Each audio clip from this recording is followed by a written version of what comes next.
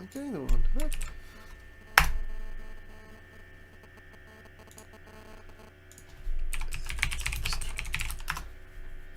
Oops. Whoops.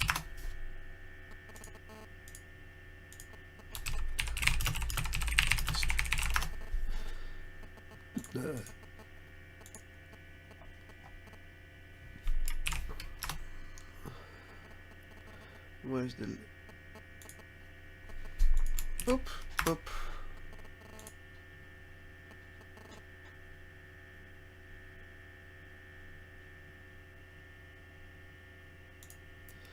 It needs some music, doesn't it? Don't worry, I'll get music in a moment.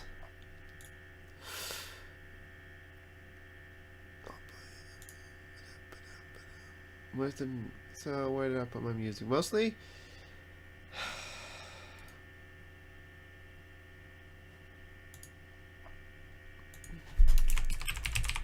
You know what, let's put in this...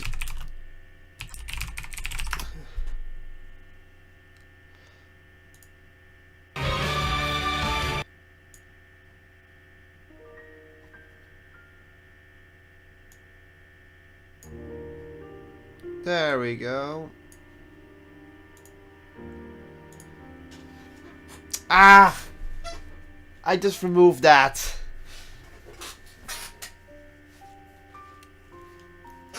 Sad music.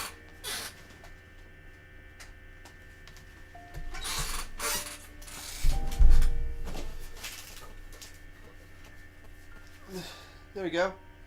I'm gonna have to make some food first, so I'll be right back.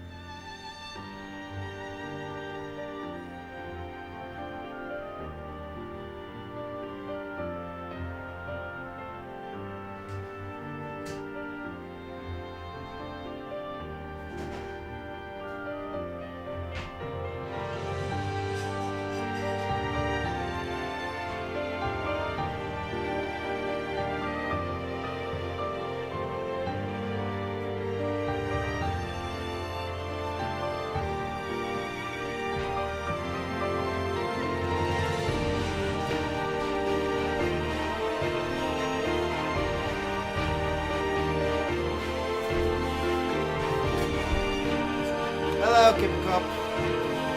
Oh, thanks for hosting. Let's see.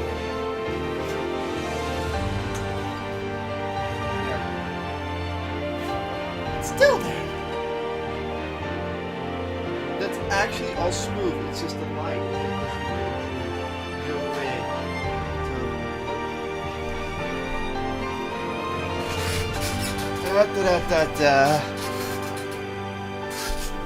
That won't go away. So what we do, we just cut it out. Some apple juice.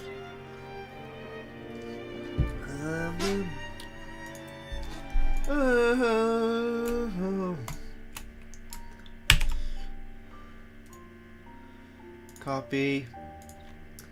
New project. I am just doing some editing stream and doing some talk. How am I? I'm actually a bit on the depressed side. Everything of late, it just seems so depressing. So I'm like, it's rubbing off on me. The light wants to come in, but we won't let it. If we turn off the light, I think it will also be fine.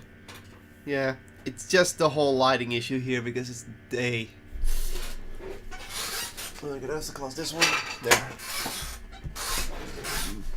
No, because then the green screen will work properly. I need a certain amount of light. That. Maybe I should turn down the music a little. Nah, you guys can hear me fine. What's the next one?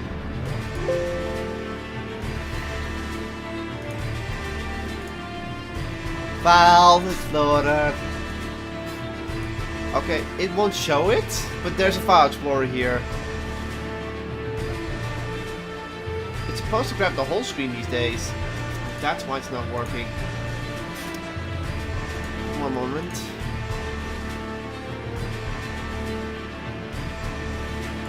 I know how to fix this problem.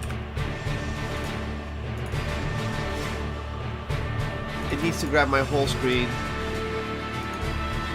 There. I think this will fix all the problems I've been having. This is my second screen, by the way. Now if I do this, yeah, this is normal because it's black. New project. File Explorer. There we go. And in that moment, working with green screens is not easy.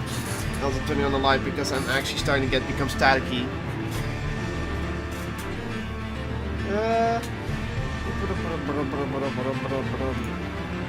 Application wide stuff. Script. Let's see, which one is left? I think it's the Rainbow Road. Yeah, it's Rainbow Road. Because we haven't done this video yet.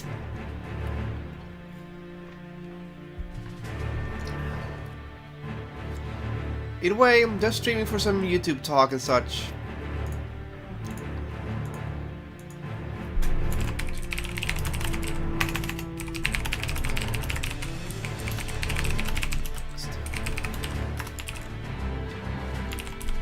Oh, great. The copy pasta is expired.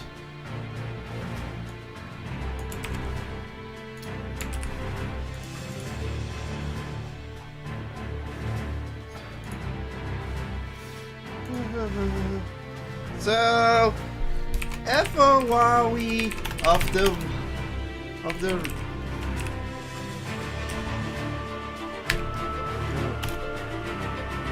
I fell off. It's a double joke. Yes, I always give these projects a WoWie or silly name. I mean, the thing was called. Oh God, no!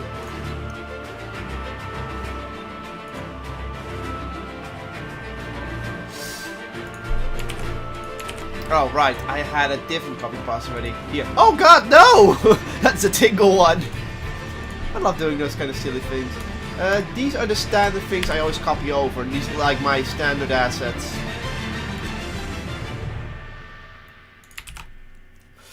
There's a lot of assets to just carry over to the next videos.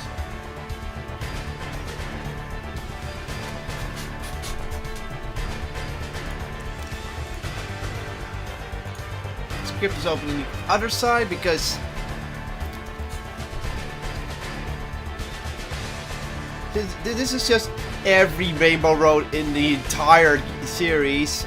I'm just gonna download every video for that. Voiceovers. This is Rainbow Road. We make a new sequence first because if I don't, it would go with 30 frames per second, and then the video will be upscaled and it looks like crap. And Evolve of the Rainbow. Ah, I fell off. That's how you do it. That's how I literally do it. Almost add 7. Yeah, add 7 video tracks. If I'm gonna make animations, I need different layers. Audio 1, 2, and 3 are extended. There's mostly never an audio 4, but if there is, it will come in. Let me put this in. Then we put this in, and this is the first setup. This is setup 1. Also, I'm gonna turn down a little smidge. Okay, I'm gonna have to explain to you guys really quick why I don't extend the video bars. Because it will only show you what the video contains or the picture contains for like a small frame. But it doesn't, but the reason I don't use that is because I can already see the name. And if I see the name, why would I freaking, you know, show that stuff? Because I can just see right there, the pink bar is background but JPEG. Means I already know it's the background. I don't need a picture. I can just put the slider over it. The problem is I cannot see audio, so I don't know how the audio is peaking or where I am in the audio. That's why I have these two widened so I can see if the audio is peaking. So I don't have to listen to it every time.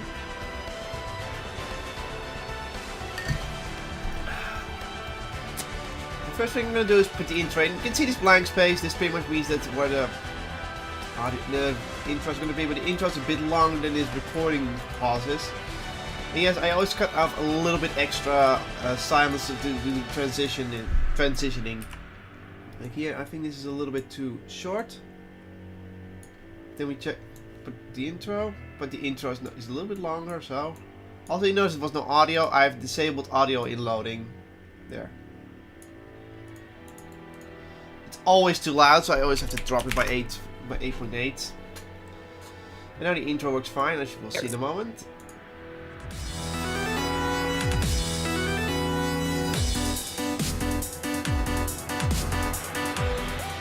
The original. There. That's how the intro works. Okay. 1, 2, 3, 4, 5, 6. Name. Music.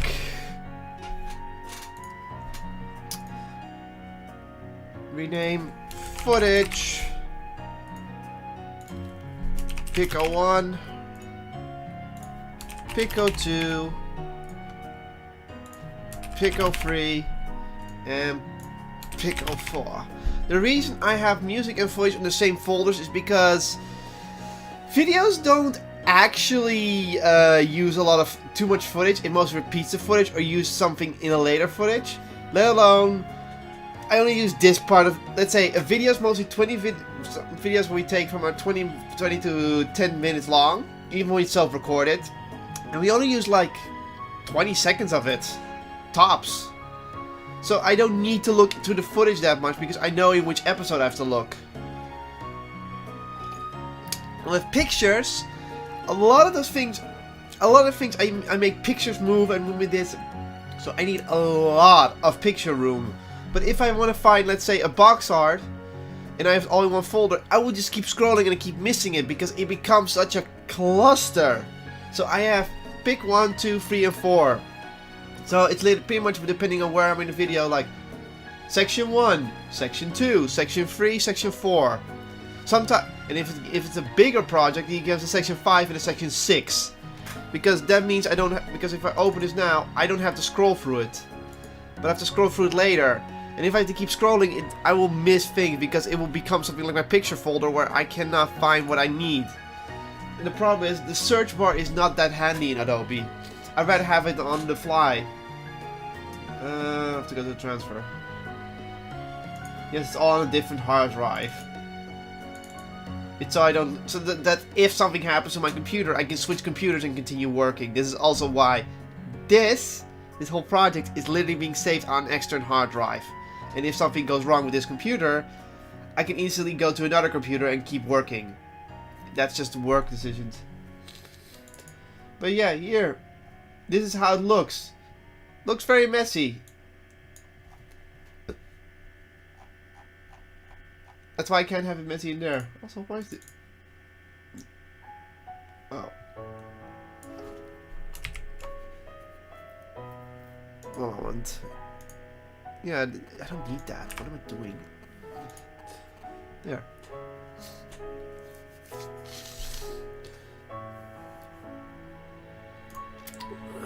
But the other reason I'm doing this is because of the whole YouTube thing.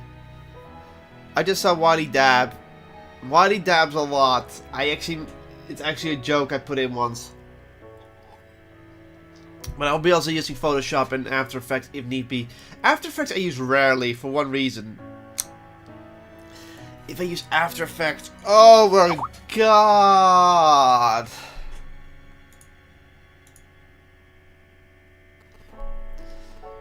Oh.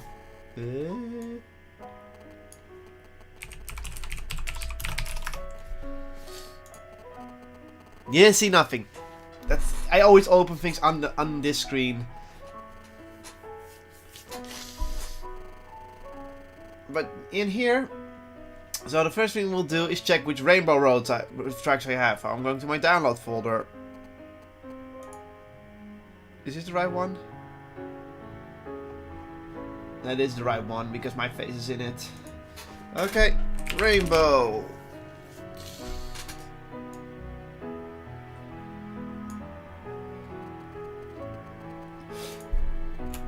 I have two. Oh wait, there's Rainbow Ride. This is Rainbow Road. I have one Rainbow Road track. Just one. Is this the original version? No, Market 8 version.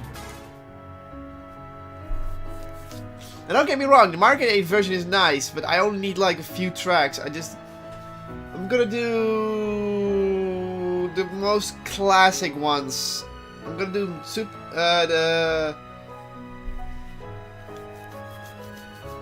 I'm gonna first do the N64 one, then for the intro, then the second one I'm gonna do the, what's the thing called? The SNES one. Then I'm gonna check the other ones.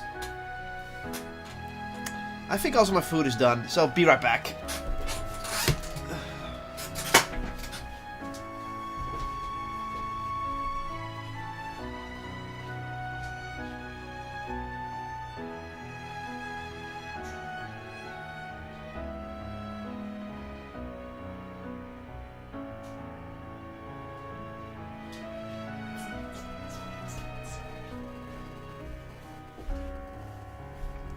Yeah, my food was done.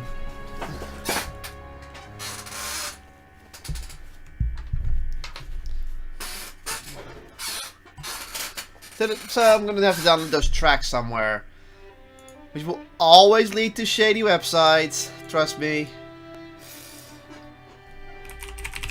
Here's the biggest secret of YouTubers: we just download things from YouTube.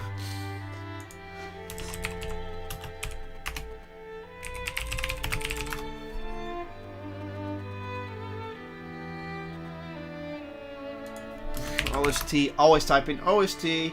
Extended. I do not want the extended version because that takes too long.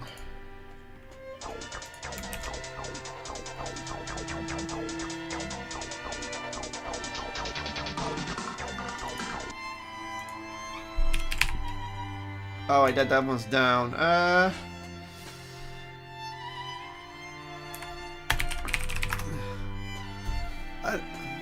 Yeah, that's figured out. It's just called meat sticks. What the?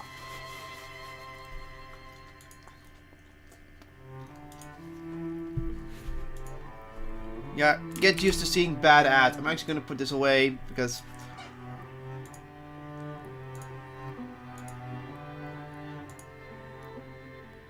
oh, that website doesn't work.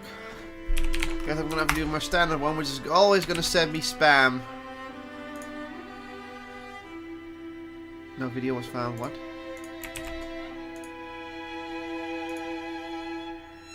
Piss off. There we go. It's gonna send Warning. me blah blah blah. Bad. No. No. Sorry, every time I say no, it's because these sites are shady. That one. And 64. Okay.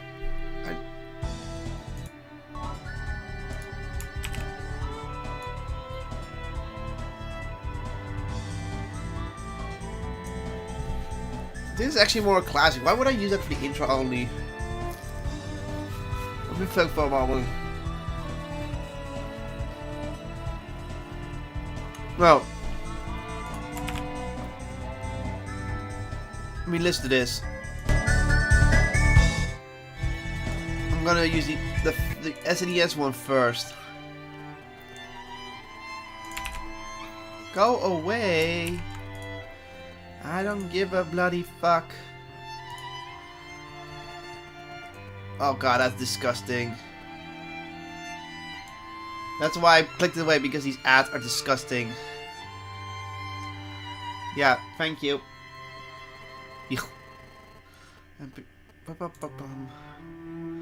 How many Dream Road should I do next?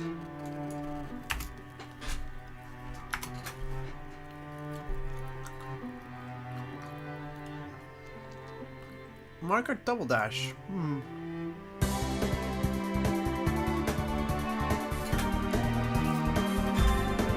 Also pretty classic, yeah. Take that one.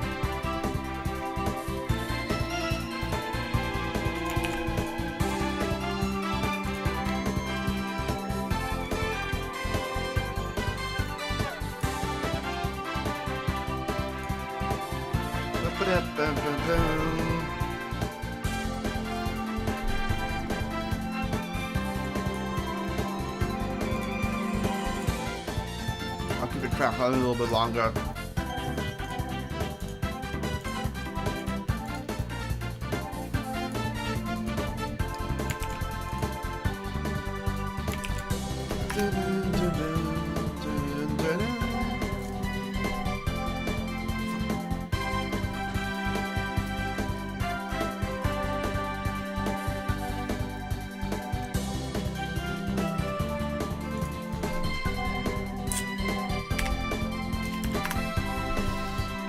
There we go.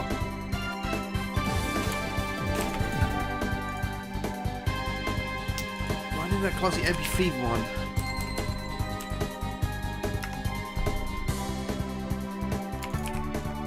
No way.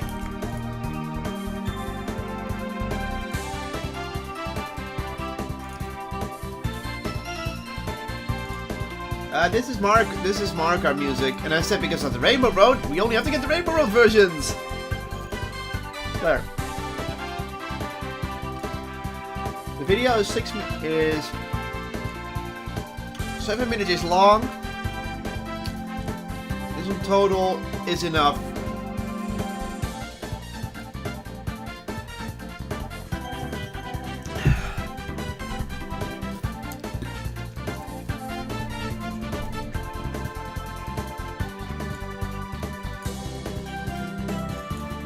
Rainbow Road, it is the Rainbow Road. This is where you will die. Yeah, where you go, you will die. That's what it is. See, I can see here. There's no audio here, so I don't have to keep guessing. Mario Kart is love.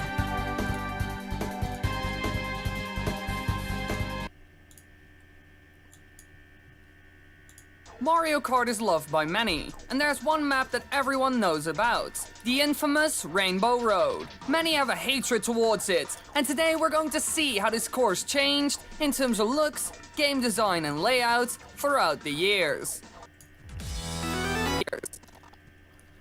So, I need to get every Mario Kart title.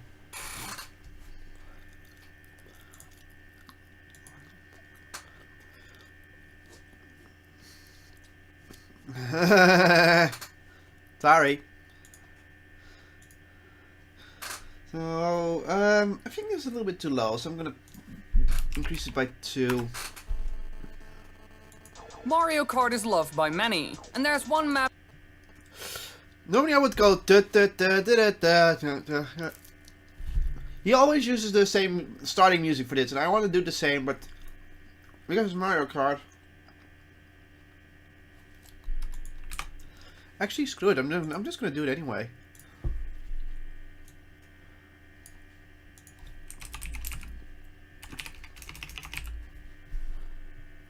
Throwback Galaxy.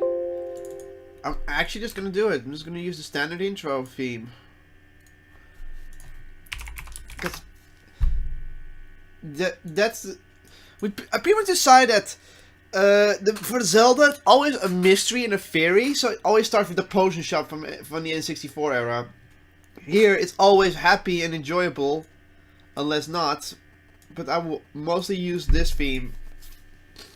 Mario Kart is loved by many, and there's one map that everyone This knows feels about. much better. The infamous Rainbow Road. Many have a hatred towards it, and today we're going to see how this... Yeah, I'm gonna use that one. Keep it kipper, keep it happy.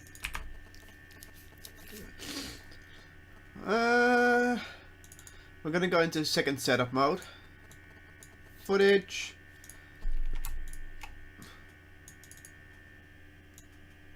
Pick one. This is a bit clunky. I tried to make a preset for this, but yeah. Well, it's not. It's actually Galaxy music. That was actually for Super Mario Galaxy 2. It's just an orchestral version of Mario Kart of Mario 64. This is too long.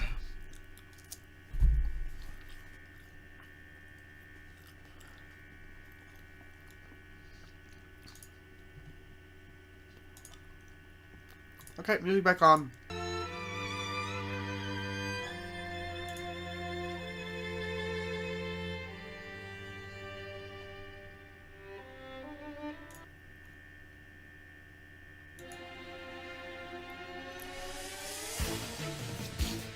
Let's see. I just skip this track.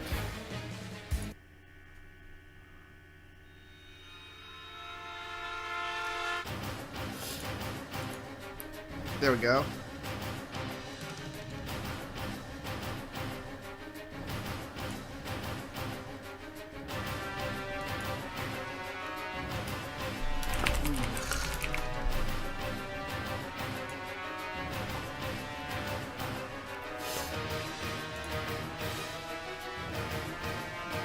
Find something on Twitter. Let's talk YouTube. How long do you actually edit? Depends. It can be something like the first I finished a video for Wily was the Switch video, which was done within 4 hours. But that was because it was an emergency video and I did not have I had to use any tool I could use, so that was done in 4 hours. Normally I take my time and I just mostly think it out. And oh god, when that was it just. I don't know what else I was just doing stream. How much do? But pretty much depends on how long the video is. Like a video like this can take up to 10. Pretty much every minute in a video is about 1 minute. You have to detract at least half an hour from it because end slate and intro do not count, which is about half a minute mostly. Yes, the intro and end slate are about half a minute. No, and those I mostly have pre-made, so those are like 2 minutes of work, so that's about 30 minutes off. So this one's gonna be 6.5 hours of work-ish. Can be more, can be less, depending on how I go. But pretty much 6.5 hours-ish. Unless I do gags, special animation, special effects. Then it will get to 8 hours. And if I do even more than that, it can get to 12 hours.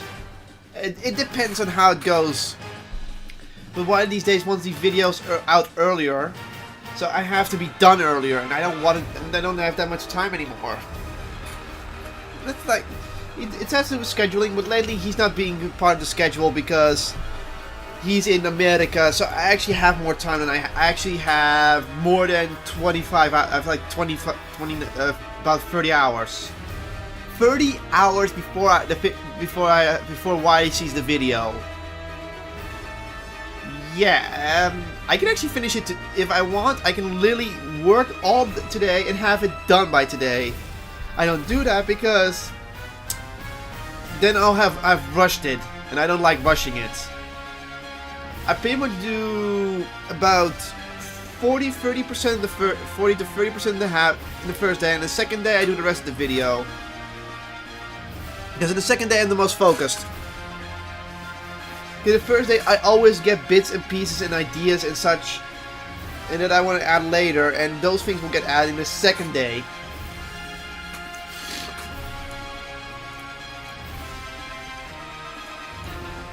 And yeah, I need to go into my pictures.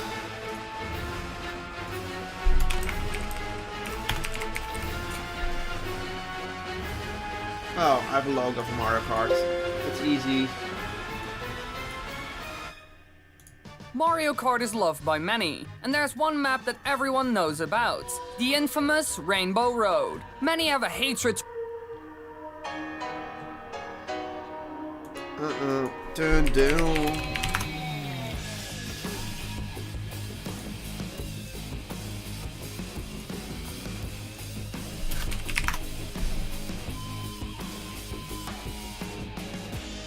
Is it really a PNG? No, it's not. Nice try.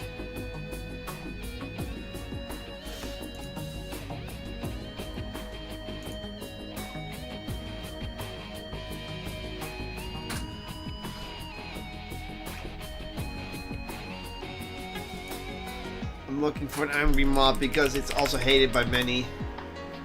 I'll translate it. What am I doing?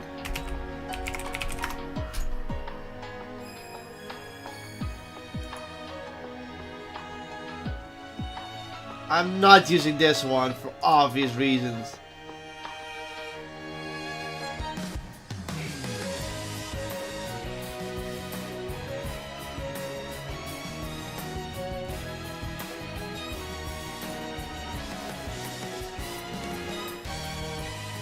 It uses a foreign weapon, so I believe I can use it.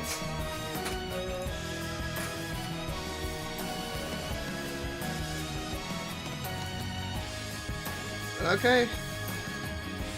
Yeah, editing takes a lot of time. That's why he has someone like me in server, so he doesn't have to do it. Imagine this. This is how he used to do it. He had to do 3 videos a week. He had to... first he had to... what was it?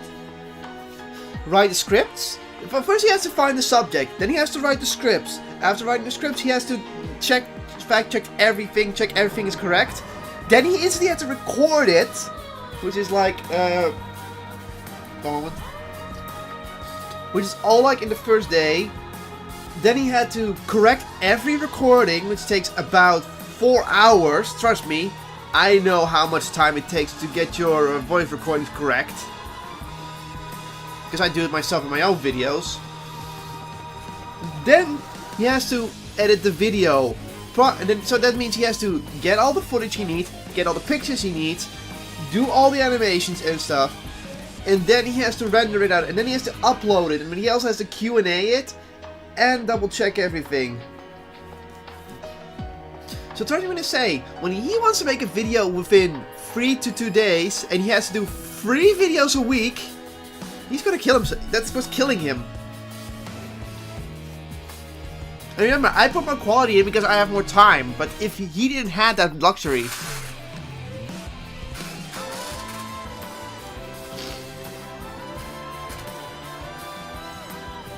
Because if you think about it, he already has to start working on the next video the moment he's done streaming.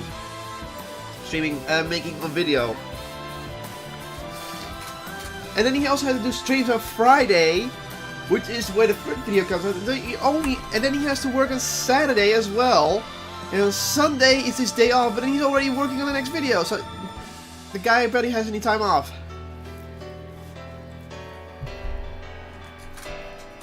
That's why I'm working for him.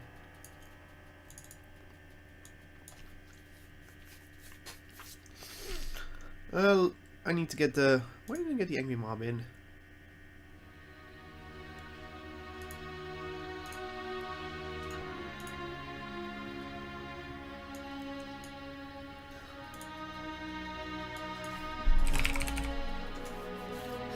That's the wrong one. I have to look in my folder. Yeah. So don't go telling him he's lazy. Trust me, the guy works his... Trust me, the guy could only pump on this much quality, and I'm the only one who can improve the quality.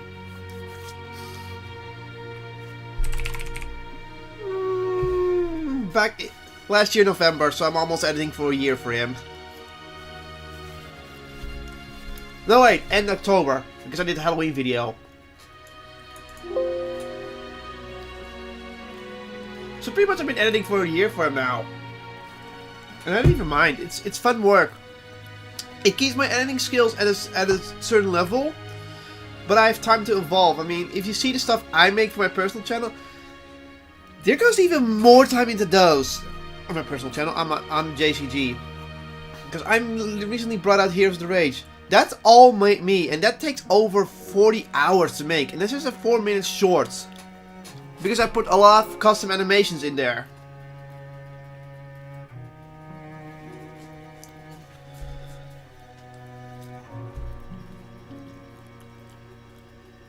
So just want to say, what you see on Dr. Y's channel is streamlined.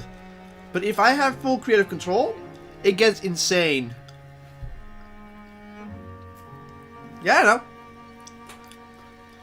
I pretty much genre my videos. That's why if I make a video in JCG, I only have like Friday, Saturday, and Sunday to work on it. And if I spend the majority of that time making one asset perfect, I will take that time. Here, I don't have time to make that asset perfect. Let me just say this, with Wiley videos, I make things good enough. I don't do perfect because perfect takes me hours to do. That means I will take 3 hours on a 30-second scene. That's not good. So I don't edit that. So I don't edit on my full capacity for Wiley because the video must be done within 2 days.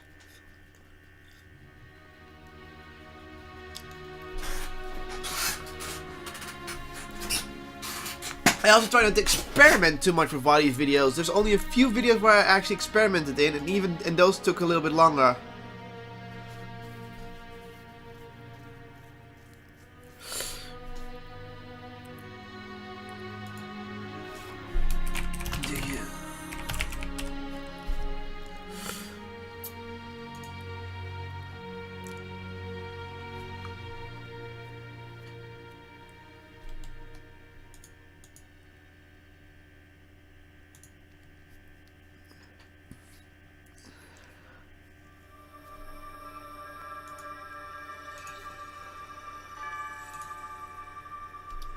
Okay, but yeah, also I get distracted a lot during editing, but I always try to do good enough instead of, I mean, the biggest gags I made were sometimes not even in the script.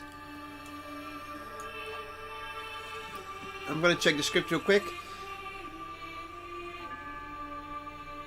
You see, there's no fake black text. If fake black text appears, that means I have to edit a gag.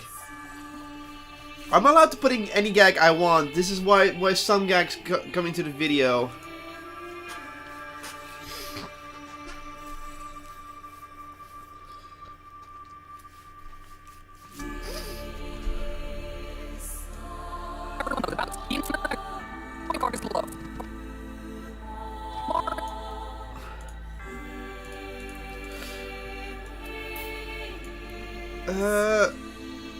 Oh.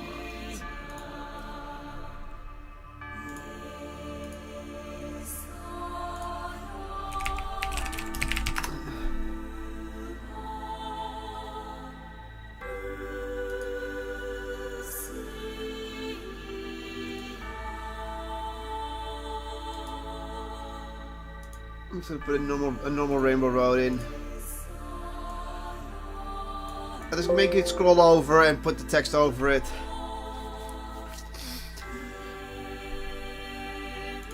Not that much views today.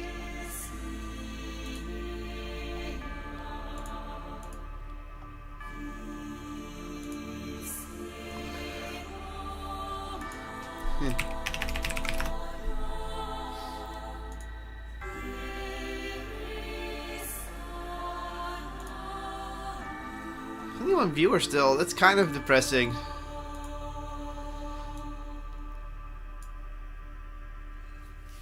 Yeah, I try to. It's early. I have expected at least 3 viewers top, so don't worry. I did want to talk about the state of YouTube, but there's no one to really talk about the state of YouTube. Oh, for frick's sake! I forgot to put the keyframes in. Sorry, forgot to do keyframes. Mario.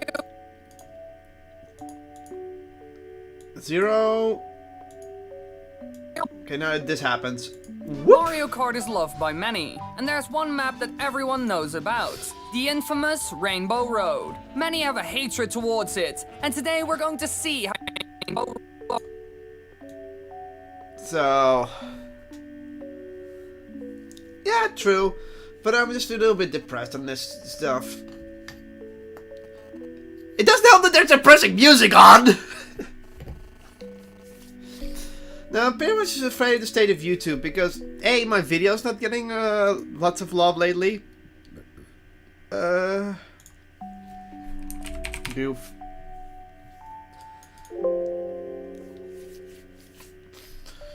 Well, the video I made, I put 40 hours in and I barely can get 50 views on it. That depressed me because I put a lot of effort into it and people said, you need to advertise more. I advertise more than Wiley advertises his videos.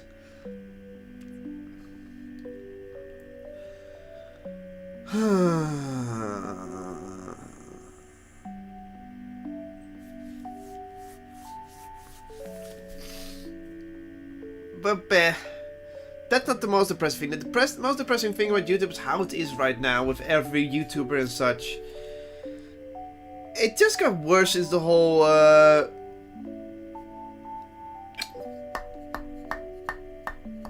PewDiePie incident. It's getting worse and worse, and I'm like, oh god. It just made me realize how terrible YouTube has become. It wasn't gonna last forever. I mean, the paradise that we've created. Mario Kart is...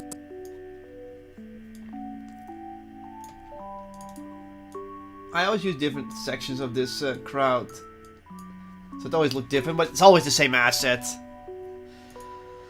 But the state of YouTube is just not that good for me. I'm kind of depressed because of it. And I wish I just had more people to talk about it, but the only people who really can talk about it are other YouTubers, and those are mostly busy. In fact, I want to do a stream with multiple YouTubers that are talking about how we can improve YouTube ourselves. As a community. Not send it to YouTube, not complaining to their asses, just how can we YouTubers make YouTube better? How can we make these advertisers see there's more to them than these freaking talents that just pop out of nowhere because they're randomly hilarious like PewDiePie? I never liked PewDiePie's content. But what's happening to him is also not deserved. And that's why I'm upset. Actually, let's make it a little bit smaller.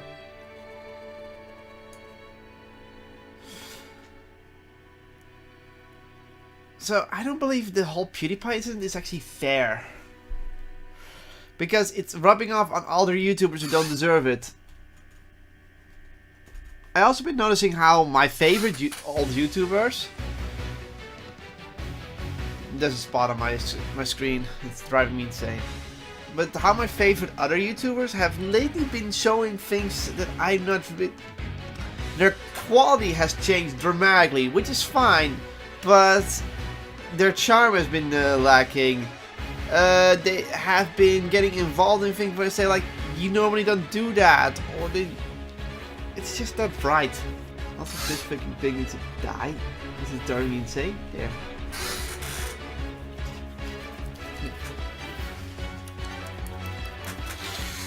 Itch on my nose. But yeah, I'm annoyed by that. Because...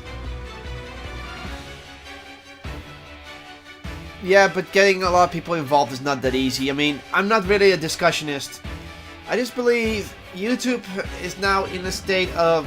YouTubers are in a state of I don't know where everything is because of how the world is also.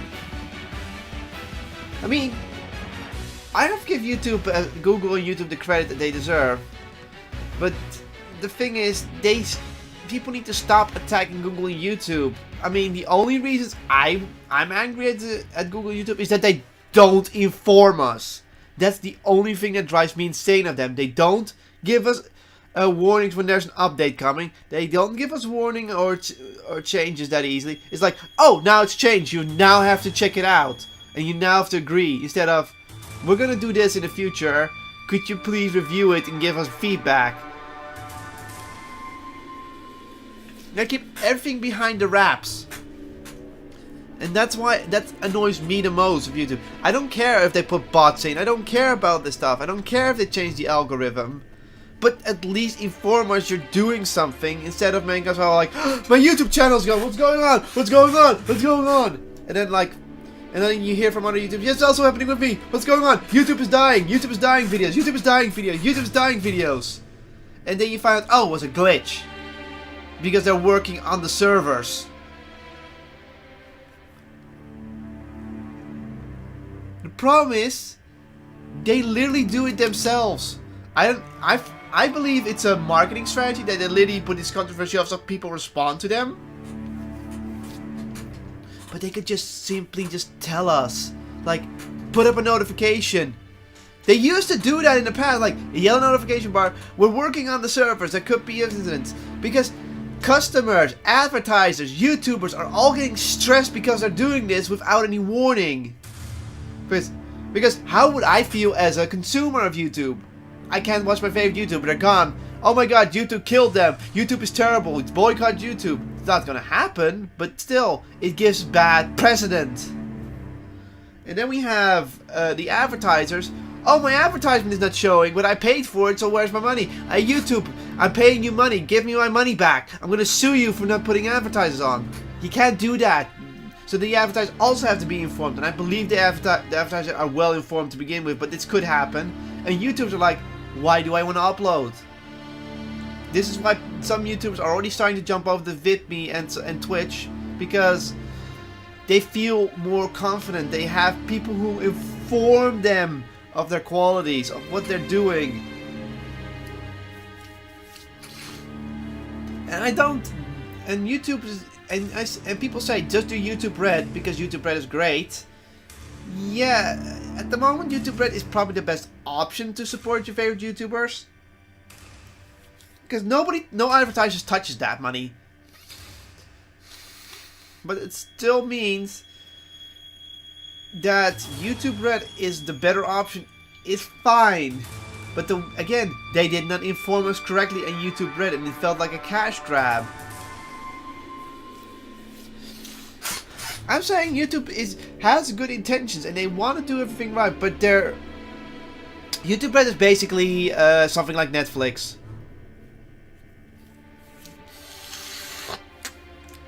Basically, you pay five euros a month. You don't get any ads on any videos, and anyone you watch you will give YouTube Red Avenue, and YouTube Red Avenue gives more than advertisers, they claim, and that is true. That is actually true. Because if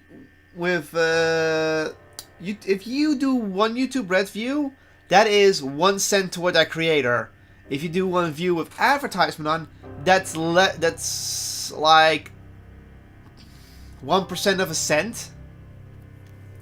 I don't know the real revenue, but it's just what I believe it is.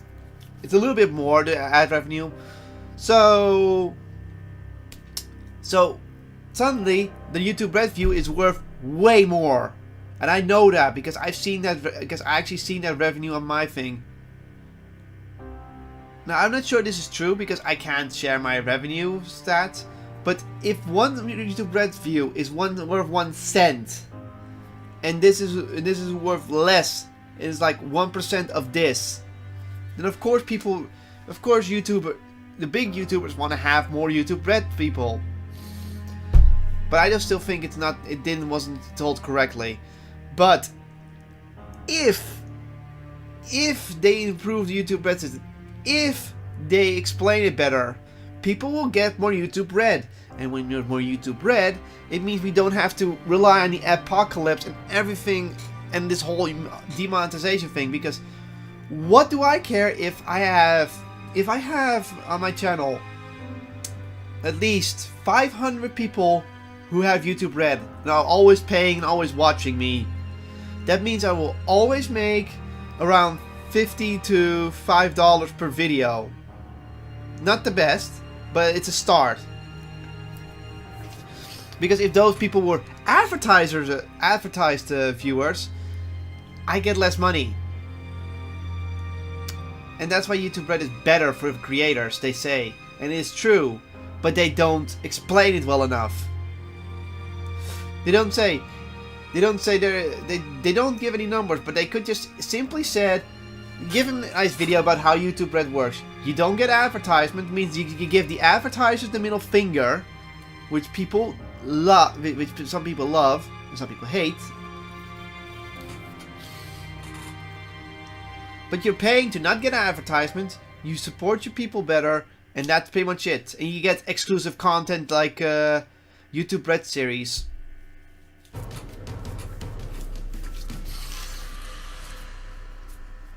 And I don't care. I would actually buy YouTube Red soon if I have enough income. The reason I'm not doing it is because I'm paying for other stuff first.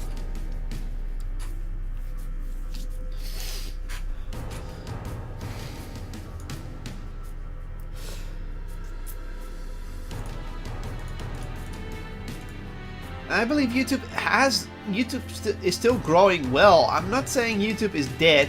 I'm just saying the system is not working as first imagined.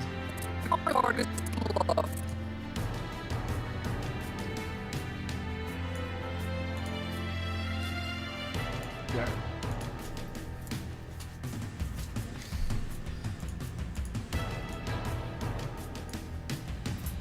As I said, I don't hate YouTube. I just think YouTube is not putting things in the right strategy as of late.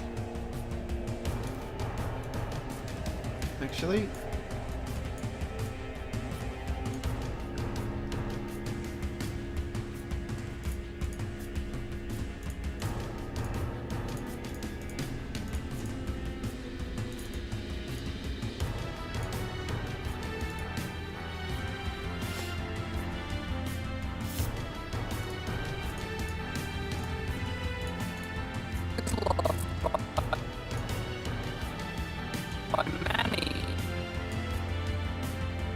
how fast is this?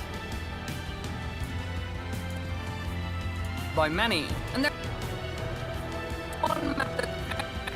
There we go.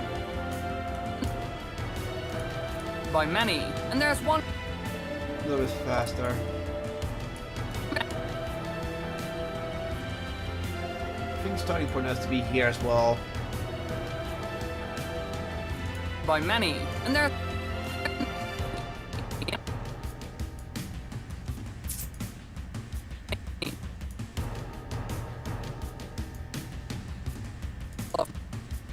by many, and there's one We're not done yet. Second one in there. by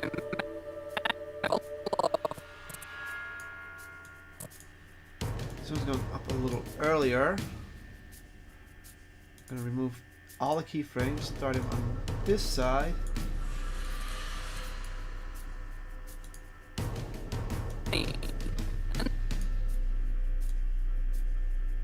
There. How does this look in speed? by many, and there A little bit slower. by many, and You go right. You go left. There.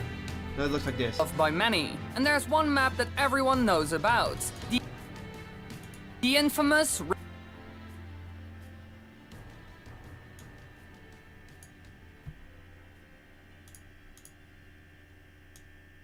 That's how you make one scene. Now we nest them.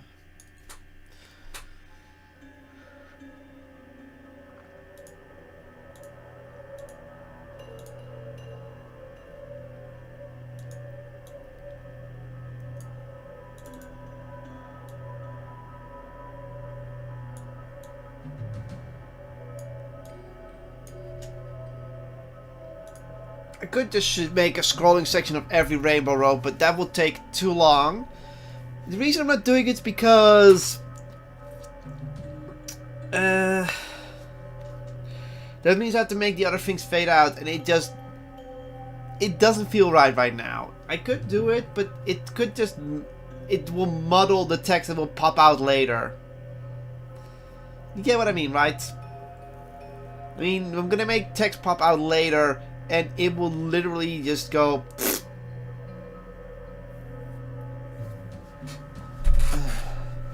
I call it muddle. The effect I'm going for.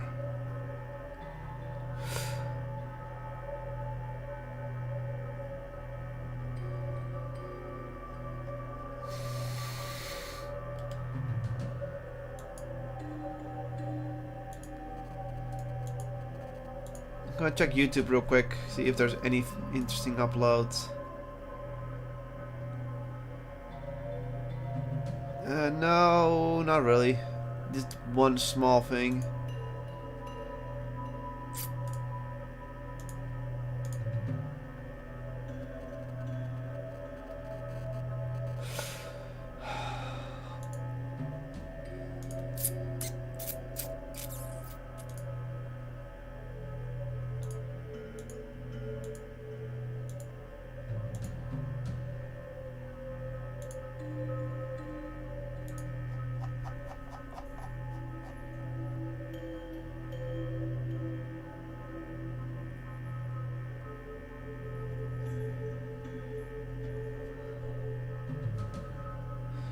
No, not that. It just means the effect I'm going for will not work because because I'm gonna make text pop out of the screen, and mostly when I do that I have a picture on the left side and text on the right side.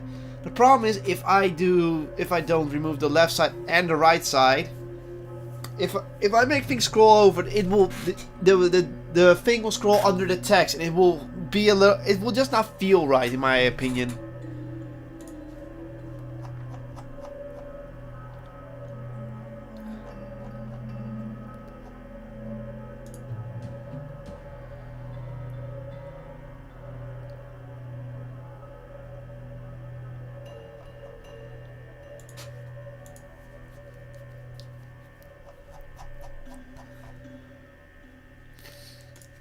It's actually pretty quiet. I cannot get people in here. Oh god. Wedgie. Yeah. I hate wedgies.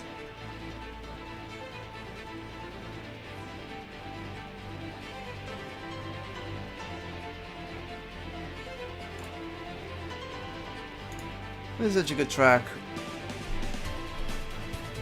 And yes, I don't have chat on in this video because it's my personal stream. I could literally just put a chat like on the left side over here, but it disrupts things, and I don't want to lower this because the editing. I mean, the only thing you don't see is this area right here where my head is, which I don't care about because that's ow, my knee. That's not where I'm working on.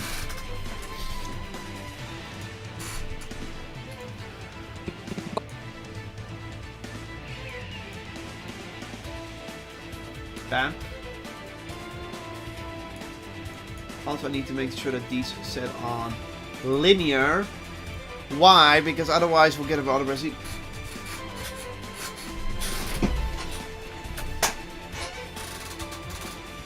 Bad.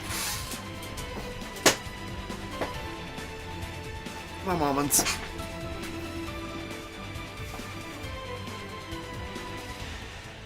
Because if I keep it in auto brassiere, it will do. Auto brassiere will means it curves automatically. I don't want it to curve. I want it to stay straight. Because if you put a curve in like here, like it goes from here to here to here, it will try and curve this part right here. But since it's a straight line, it will go whoop, which is really annoying. No, I will go like, Waddy, are you stupid Italian plumber thing? Why are you so stupid Italian? I'm Lincoln. I'm a stupid fairy boy.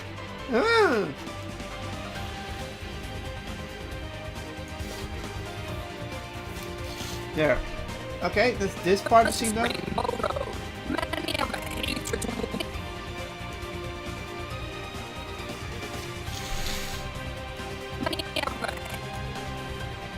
No, here comes the pair for the angry mob.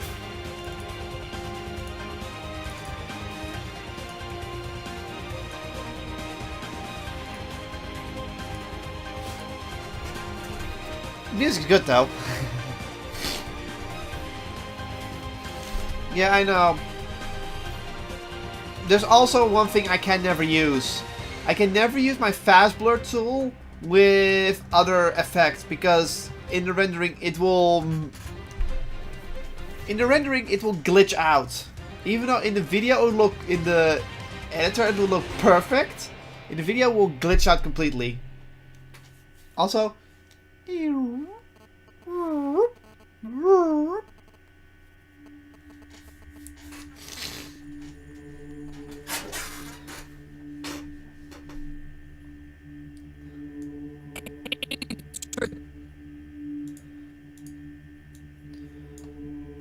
hatred towards it, and today we're going to it. Fade away. There. That's one effect done. Have a hatred towards it, and today we're going to see how this course changed in terms of looks. Normally during this part I will put a magnifying glass over it, animate, and then put it in one corner to make the text go out of it. Why not? That doesn't distract because that's the regular.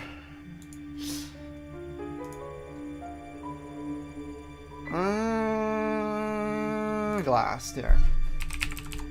Look under glass.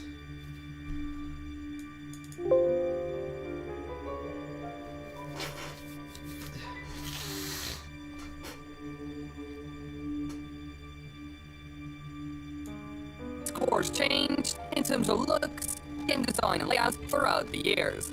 Looks, game design, and layout. There's only 3 words this time. And then this will vanish at the end of the video. Also, this has to go away. Make a small... not there. Make a small cut here. There. Because I already said the animations, the keyframes will carry over.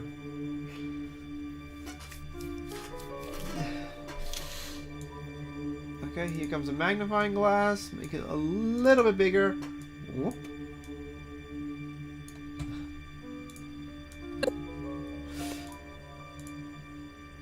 Let's see how it's changed in terms of And here's the end part. I want it to end here. Okay. and today This one's going to be an auto brassiere because it has to rotate. we're going to It's a little bit too fast. and today we're going to It's too fast. Yeah, this is the problem. This is where the animation becomes a bit too hard. and today we're going to see how this and today we're going to see how this course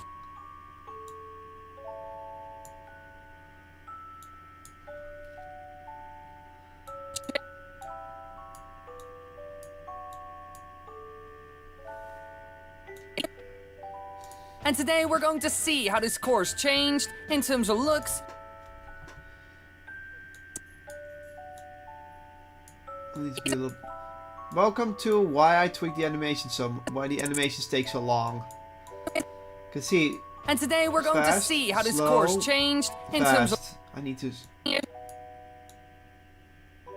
stay consistent. and today we're going to see how this course changed in terms of looks, game. That's good.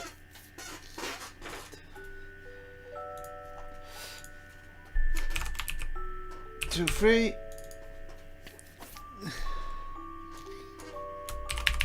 Opening script for this part.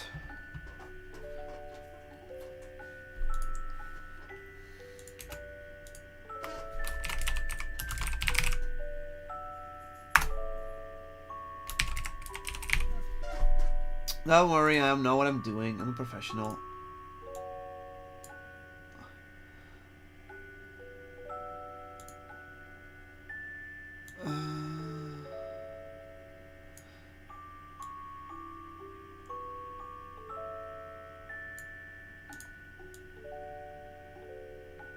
I have to end here.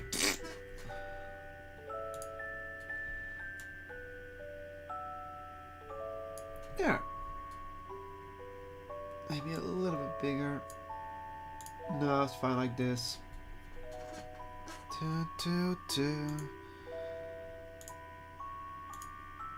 Which frame are we at?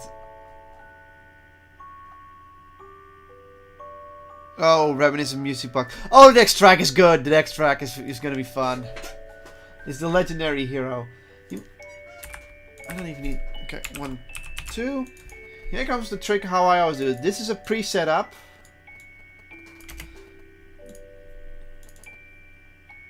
Remove this one. Remove this one.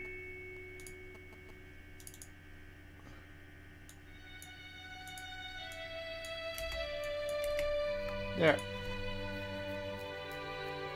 Now you have a huge itch.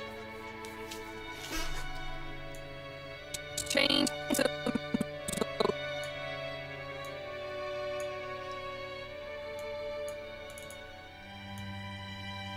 In the middle of there.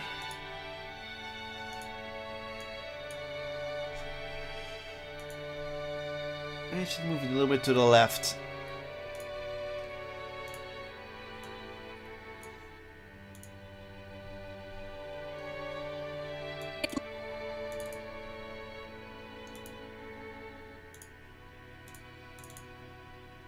Yeah, it's better. Well, it's the video editing process. Most people don't really show how the video editing works.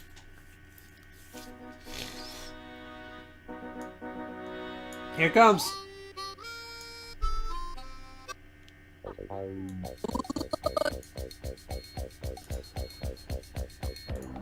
Normally, I would take 5 to 10 minutes to do this. This now is so fast.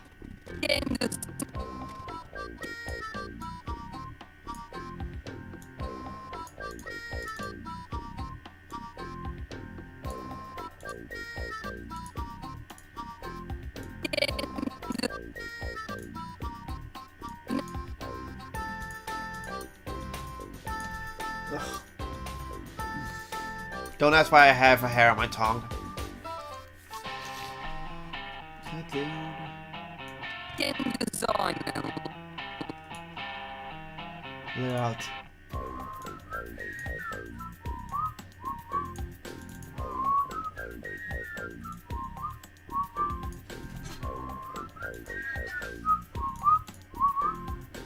What? This is one of my favorite tracks.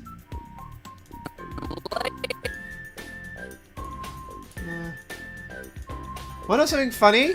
Even though I'm a video editor now, I used to despise editing because of how it cuts out my favorite parts of things. Now I actually enjoy editing, but only if it's well edited. Because it turns out a lot of people who let's play tend to cut out things in between that could lead to good, interesting gameplay, and you'd be lost where you are. A lot of modern YouTubers do this, like cut there out, then jump cut there, jump cut there, jump cut there. I hate that style for Let's Plays. I hate that. This is also why I hate PewDiePie, because he's the one who made it popular. Like, suddenly he's here, suddenly he's there. Oh no, he's under attack. Oh, it's not over. Oh, now he's under attack again. But it's always somewhere else. Like, you don't get to use the story. It's annoying. It's a highlight reel. That's not a Let's Play. It's a highlight reel. A Let's Play shows every aspect of a video or speeds it up to the part where it gets interesting. But if you keep jump cutting or just jump cutting of nothing, it becomes annoying. Or so a transition in any case.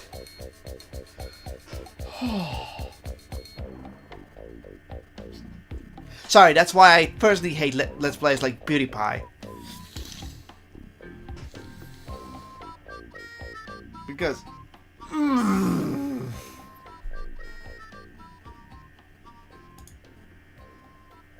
Layouts throughout the years. And that's why people like streaming more these days, because streamers cannot cut out things. Also, streamers have more personality at a constant rate, and Let's Players have it in bursts. And when a good Let's Player does a full stream, you will see their flaws so fast, as shown with the PewDiePie incident. He's too used in controlling things that he makes mistakes during streaming. Some people stay fun in streaming all the time, they have best of both. But others are like, why am I watching this guy?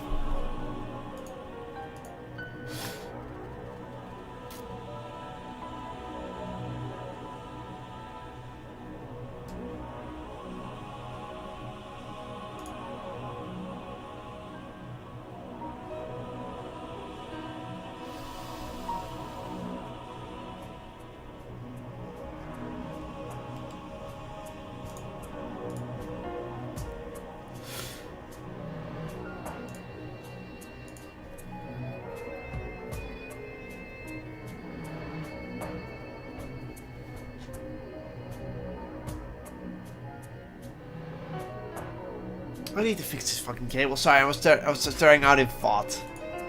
I do that a lot during editing. I'm like, oh right, I have to do this. Yeah.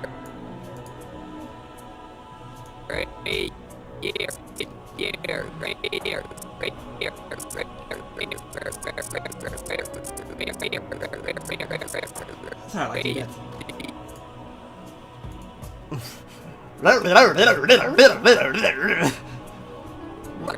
I always call it one of the best things during editing with Wiley. Like, yeah,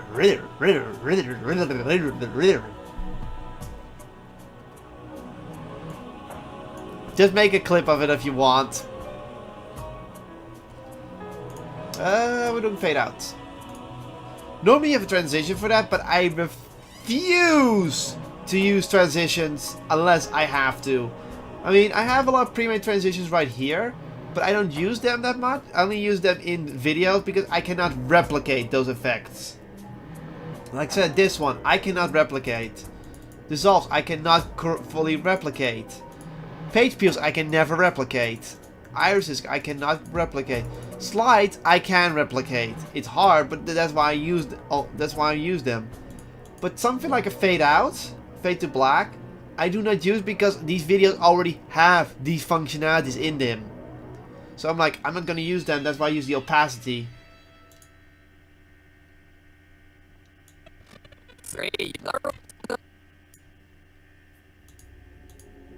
The rule is 2 seconds. So now we have this as a transition out. Game design and layouts throughout the years. The intro.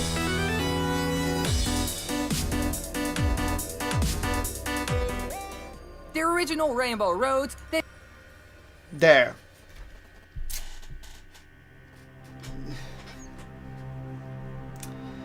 And that's the first 23 seconds done. I'm mostly fascinated, but as I said, I'm mostly distracted here. But still, I'm getting work done. I mean, this is literally the beginning of the video. Mario Kart is loved by many, and there's one map that everyone knows about, the infamous Rainbow Road. Many have a hatred towards it, and today we're going to see how this course changed in terms of looks, game design and layouts throughout the years. I always add Ouija face. Come on, you guys look for that. That was my idea.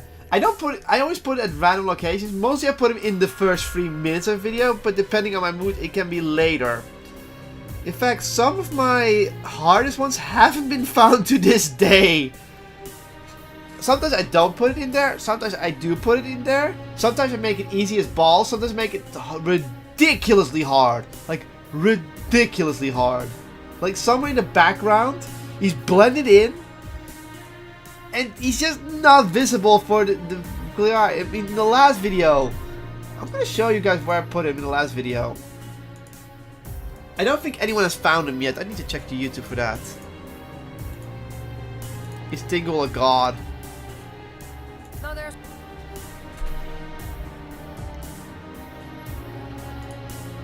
On the Tower of the Gods. Oh, some people did find him. Yeah, some people can't find him. There are people who found him. Hero could survive. Yeah, some people actually found him. He is blended. This one is actually pretty evil.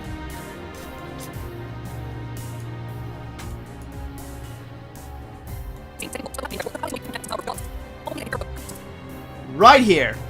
He's blended in the background. He's perfectly blended in the background. And you see, your eyes are going here, but he's over here. That's a visual trick of mine.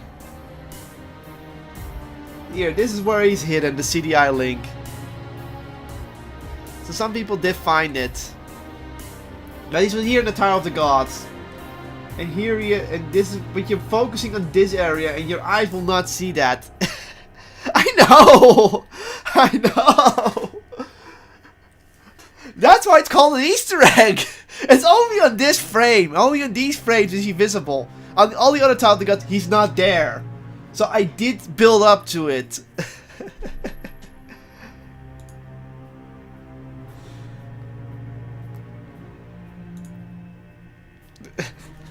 But this is how I hide these Easter eggs.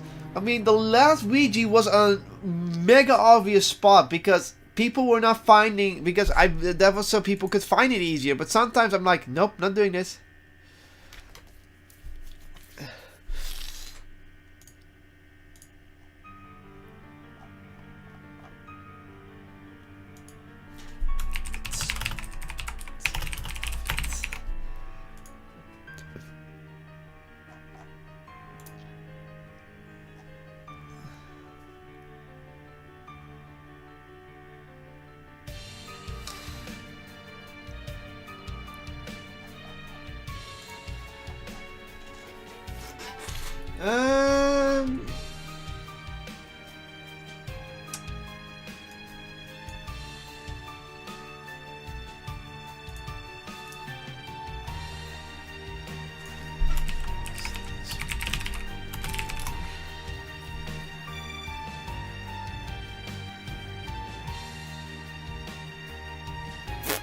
Law Minecraft.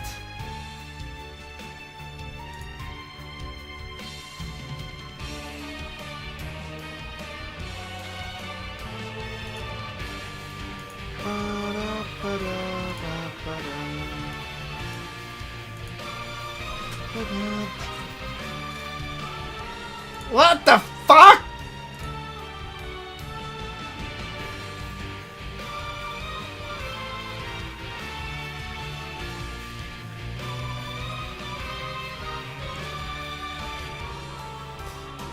Trust me, I'll get evil if I have to.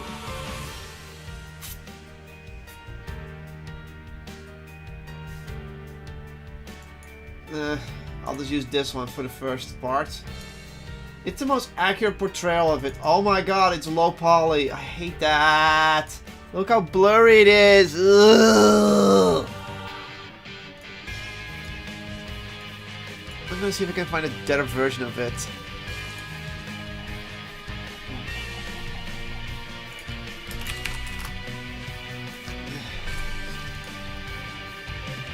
Okay, this is a better version of it.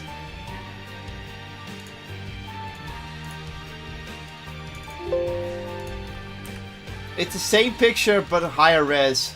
See, now it's nicer looking. Sometimes I just can't find better res. Tragic decision.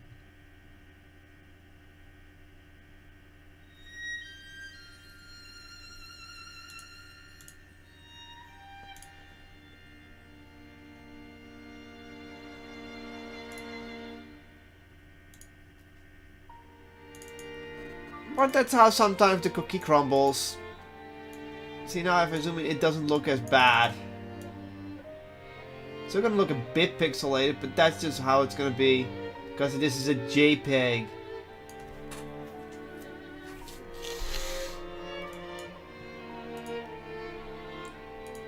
The original Rainbow Road debuted in Super Mario Kart as the last course of the Special Cup, starting the Mario Kart series tradition of having Rainbow Road as the last course of the final cup. This track is quite straightforward in terms of...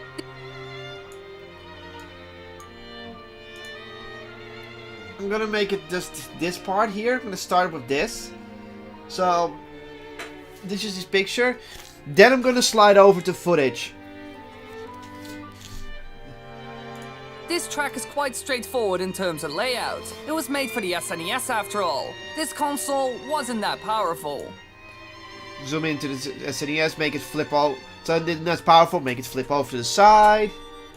However, there are a couple of things that make this track special and more difficult. It uses only 90-degree turns. Only uses 90-degree turns, so that means I'm gonna have to use a map from above. Or make people just show how it looks in the course. And the color forms. You know what's sad? This course never... The Super Nintendo Rainbow Road has been in the most games, in most Mario Kart games. It's been in the first one. It's been in Super Circuits for the GBA, but it had no obstacles. It's in Mario Kart 7 and in Mario Kart 8. It's in 4 Mario Kart games. But the problem is... Yeah, that's also true. But yeah, those are the 4 outcomes I have. 4 games. And only the first one is the hardest one. The 7 and 8 are the same version, technically. There's no... The 8 has one small alteration to it. But 7 and 8 are the most ones. There's less farms, but they're bigger. And they make the area shake. But it's not that hard, because... only the thing that became harder are the side roads when the road splits into 2. That's the only thing that came harder. The SNES is still the hardest because of how hard it is to control and how annoying the farms are there. Because it tries to emulate depth, but it doesn't have the depth to do that. Also,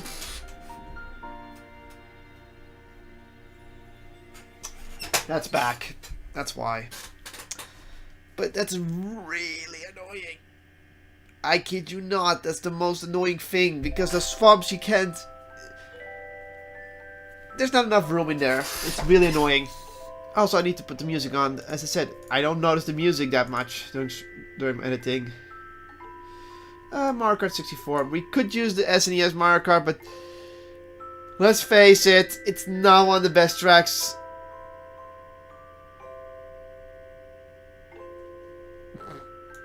Well, the fun, because of how the SNES handles depth, it can't do it that well, and you will mess up a lot of time. That's why the Super Mario Kart is one of the hardest ones to play. Let alone the AI rubber bands like mad in that game. I hate the AI in that one. The AI player cheats in Super Mario Kart. Do do do.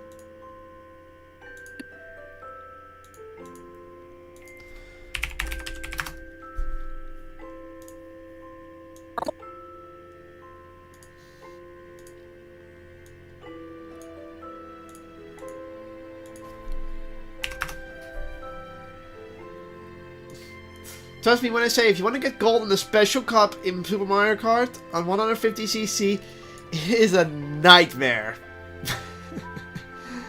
It is literally a nightmare. Because some of those tracks actually require you to manually jump. Also, as I said, the AI just plain old cheats there. So if you miss a jump, you will fall off the track for a while, but they will just do perfect jumps. You cannot mess up the AI in that game. The most hilarious thing is you put down banana peels, AI will just jump over it. They're like, nope, I'm not gonna go over this banana peel.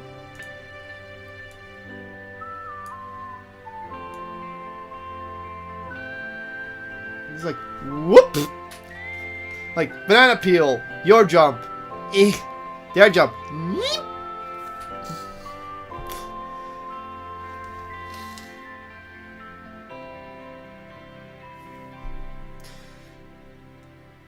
And make sure that your rivals are freaking Mario and Luigi. Do you know why? They only get stars, but they do not get the star boost.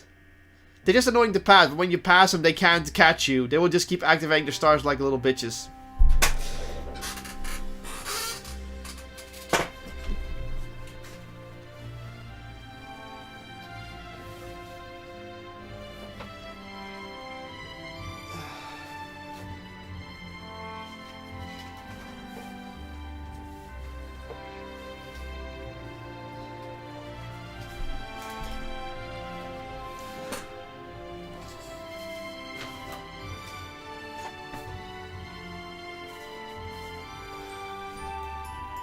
I can't get rid of it. I just can't. It's the light from outside. I don't have a good... It's daylight that's breaking through this. So I just have to do this, I think. Then that makes it even worse. Well, I lessen the effect at least. There.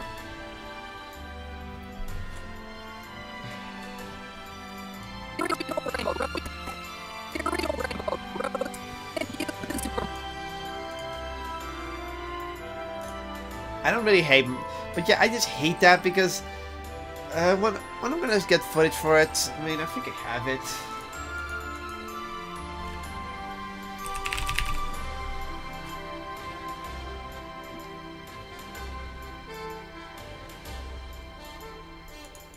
Here. This is a speed run of it.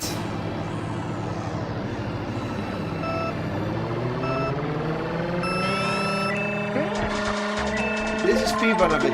Those front ones don't do anything right now. In the first lap they're inert. There's also random jump pads on the ground and you cannot see them because they're all yellow. Now this is a speed runner. Okay, now the forms will start going down. If you saw how close he was to touching it, because that's how hard it is. But this is a speed runner, so it doesn't really count.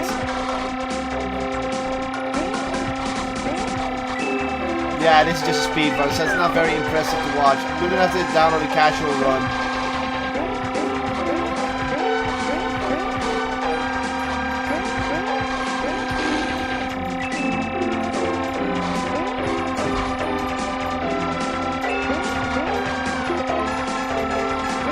So I'm blinking. If you touch him now, you will spin out.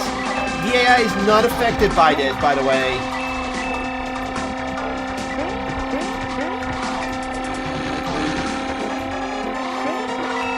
Oh yeah, he tried. That's Duncan Jr. tried to throw something at the end at the player. This is ridiculous. These speed runs. Bushy egg.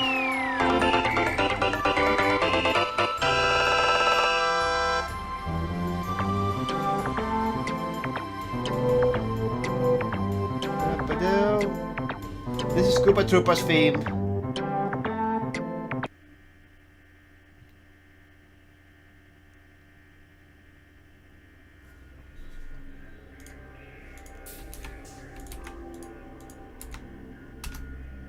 No, I don't want to watch that. I want to get rid of it.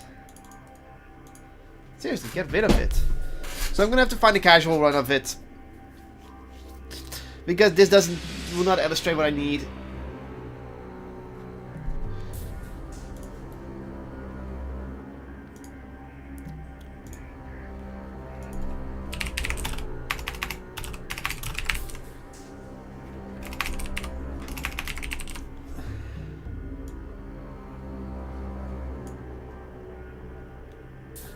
Oh, what am I doing?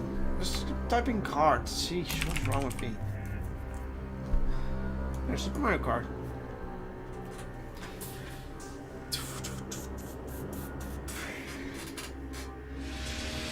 Yeah, Super Mario Kart does not have the best one. Let's look for a casual run in the meantime.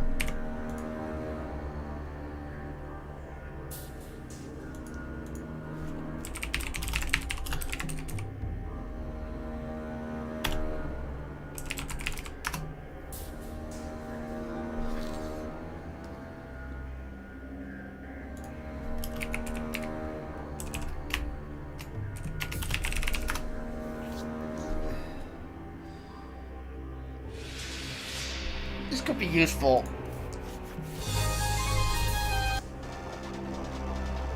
I can just edit this out. Oh, it's a time trial. What does this guy have? No, this one has a watermark. I can't use it.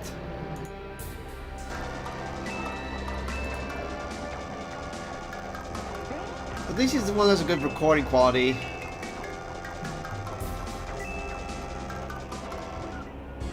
Oh, he only shows the first part of it. Okay, screw that noise.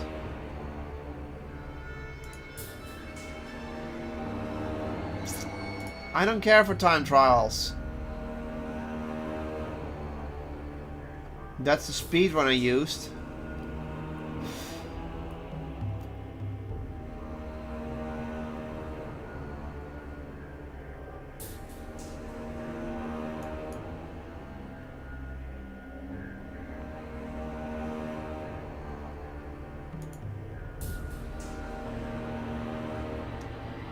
Stop using fucking time trial, you lazy son of a bitch!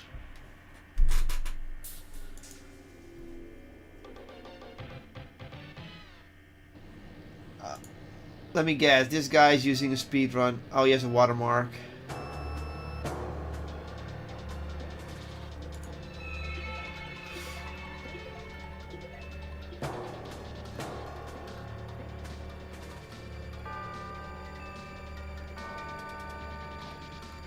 Ironically, I could just cut out the watermark here.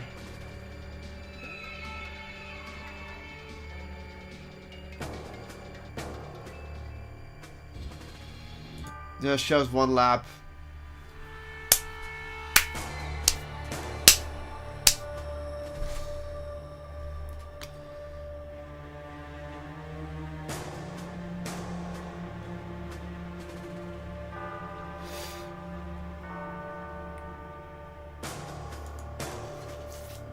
No one has a face cam. We can't use face cams. Yes, I have direct lead lines for that. Otherwise, I have to record it. Oh, for fuck's sake. I'm gonna have to record it then. I don't want to record it.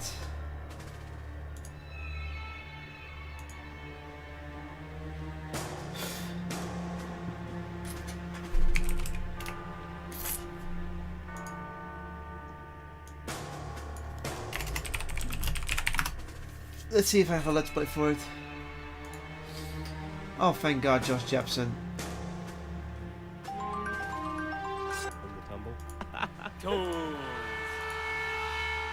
Oh, battle mode. That's my yeah, with what we've been doing so far. I cannot make that turn. I don't know why. I always have to hop around the corners to get on the bridge. You know what? Why not do two-player mode? Why not? Screw you. You can get the map from anywhere else. Easy. I don't care if I. Did you get first this time?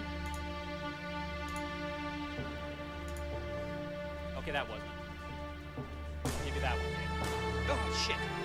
Why? I'm so confused by the drifting. I really am. It's two-player, but it works.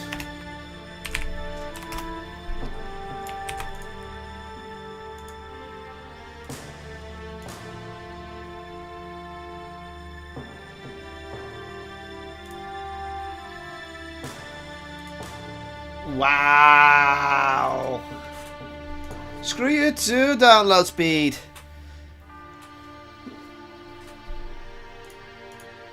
It's not because I'm streaming or anything.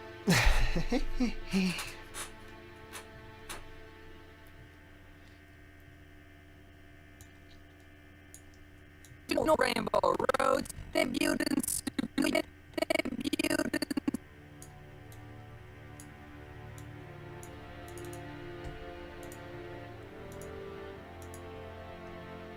Super Mario Kart as the last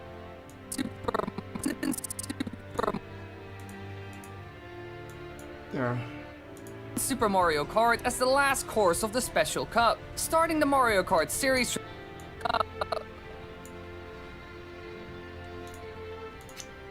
Fade away. Fadeaways are so gentle for the eyes.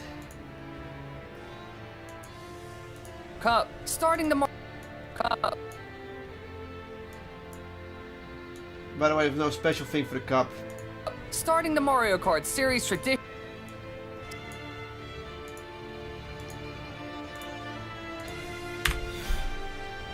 Starting the Mario Kart series tradition of having Rainbow Road as the last course of the final cup. Ouija. It's very simple. CDI Link only appears in the Zelda series unless Zelda is mentioned in the Mario video, and Ouija only appears in the Mario series, in the Mario videos, unless the Zelda series appears in the Mario series, then both of them may appear.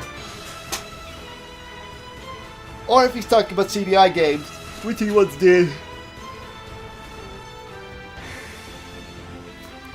Fun fact, Luigi's actually from the DOS version of Mario's Missing, and CDI Link is from the CDI. Luigi only appears in those games. Luigi is pretty much Mario's Missing DOS version. Just look it up, it's Luigi.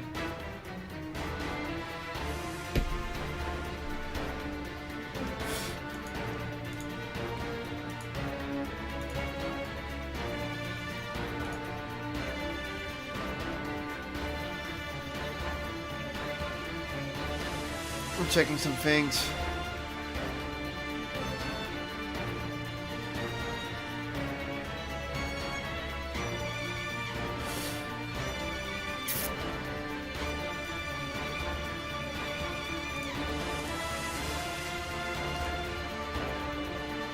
What's this feed? I don't...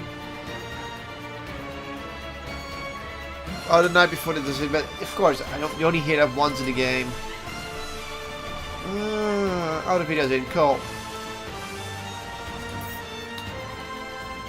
So, guess what this is going in? It's going into the footage bin. Oh. Please don't upload the audio because I will not use the audio.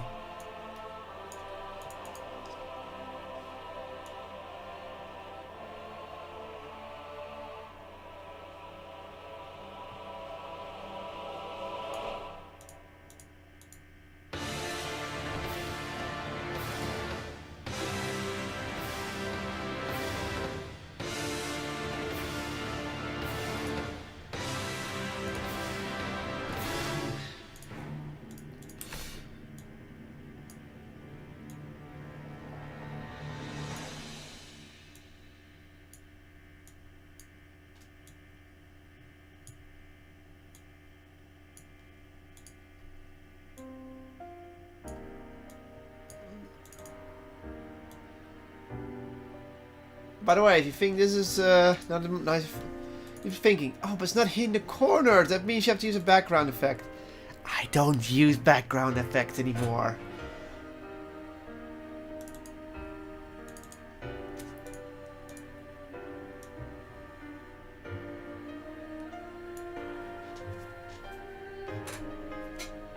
Widescreened.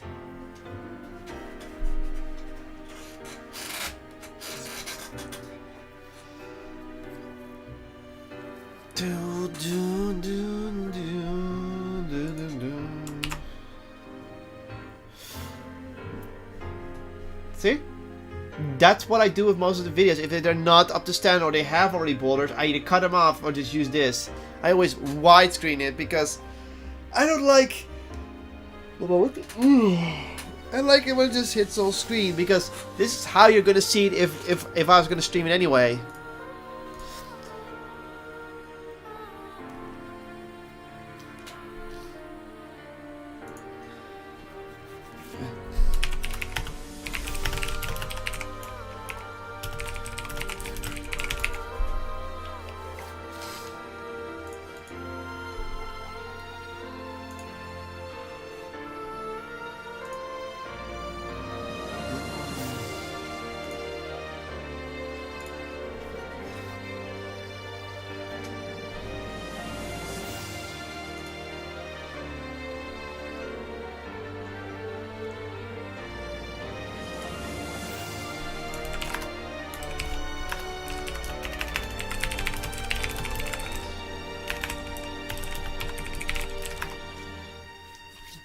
Till I feel like stopping. Or feel like playing a game or something.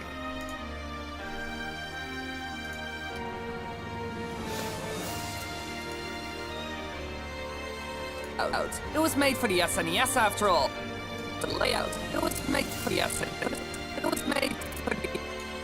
Where's the SNES? No, I just need to put in the SNES.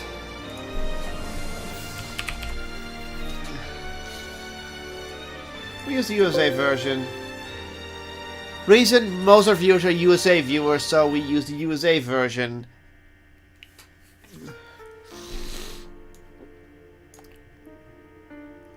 Jeez, are they gonna use every cutscene theme first? Oh no, there's actually gonna be a few other ones.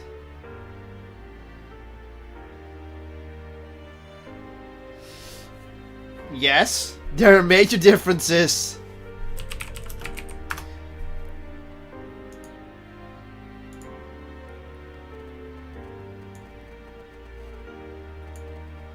Here, this is the Japanese. This is Japanese. This is the Japanese version. This is also the EU version. This is the USA version. See the major difference? The reason they made it like this is because they thought this looked better for the SNES version. I don't know why they also made the cartridges different. I mean, this is how to play Super Nintendo from the US to the EU version. That's the back one is the EU version. This is a US version. Here, this is both of them next to each other. Personally, I do like this version better than this one. This one looks too clean. This one looks more interesting. But I do like the controller better of this version, of the EU version than this version. Because the top two buttons feel different than the bottom buttons. These are all clear buttons. These are feel dented in and dented out buttons. Here, even the controls are way different. Not just the colors, but here, these top buttons. Here, these are all clear buttons. These are clear buttons. These are buttons that have an outside effect. A rub-in effect.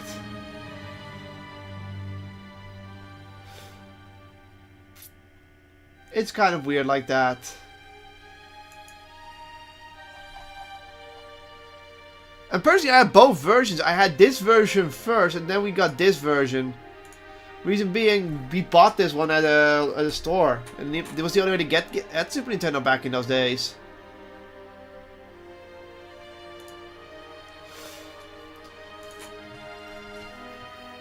Also, when we use the NES version, we use the international version, not the Famicom version.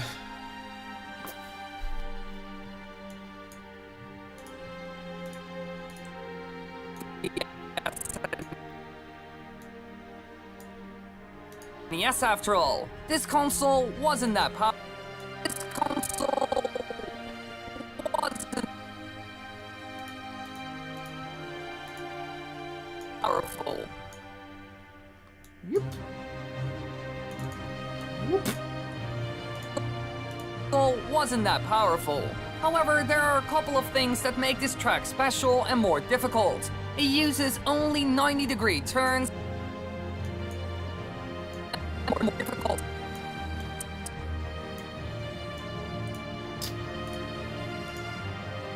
I'm gonna use the speedrun to show I'm gonna have to use the speedrun version anyhow.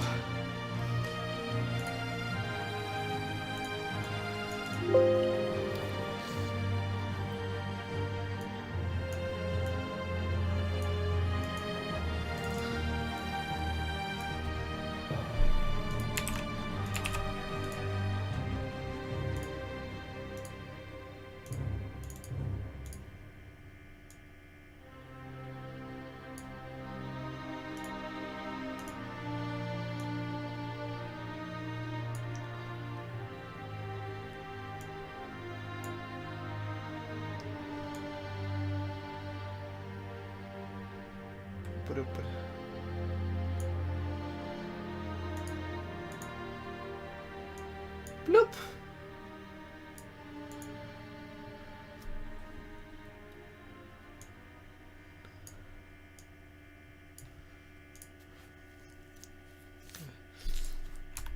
Aww.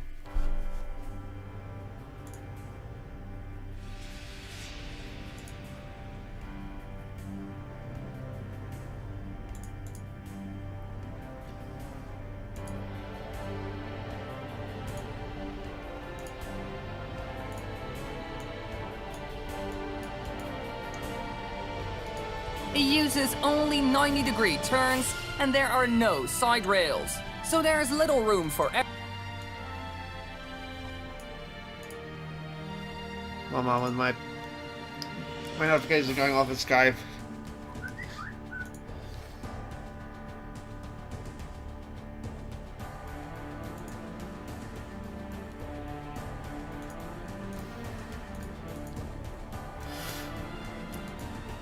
There we go.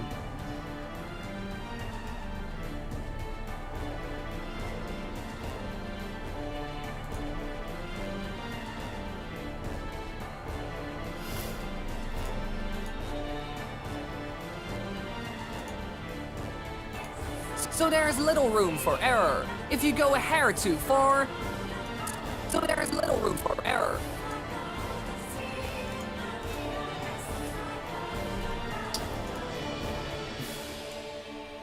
Cats do that.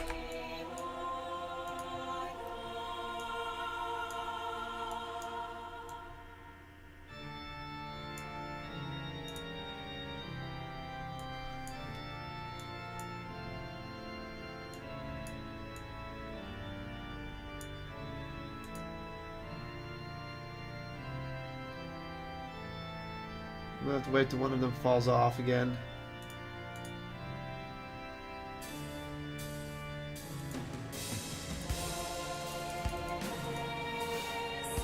It needs to be a good fair too far.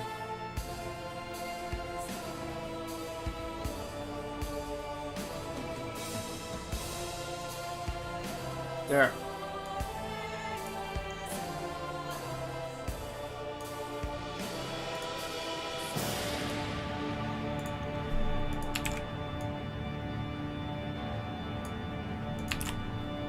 What the high CPU usage detected?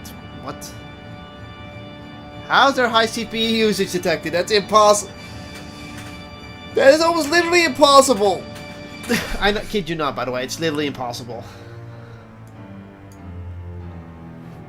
Hey! Get over there.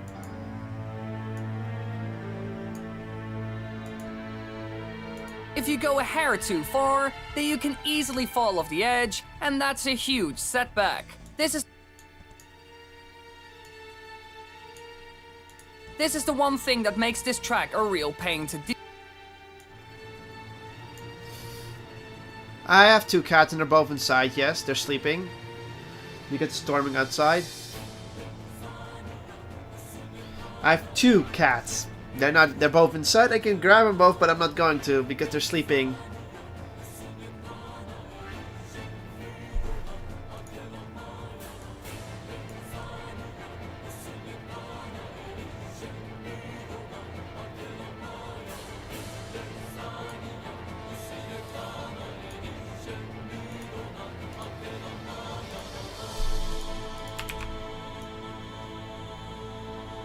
Almost everyone has two cats. If you have a cat, you have two.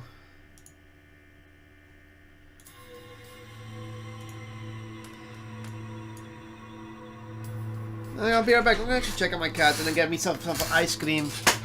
This is my ice cream break time.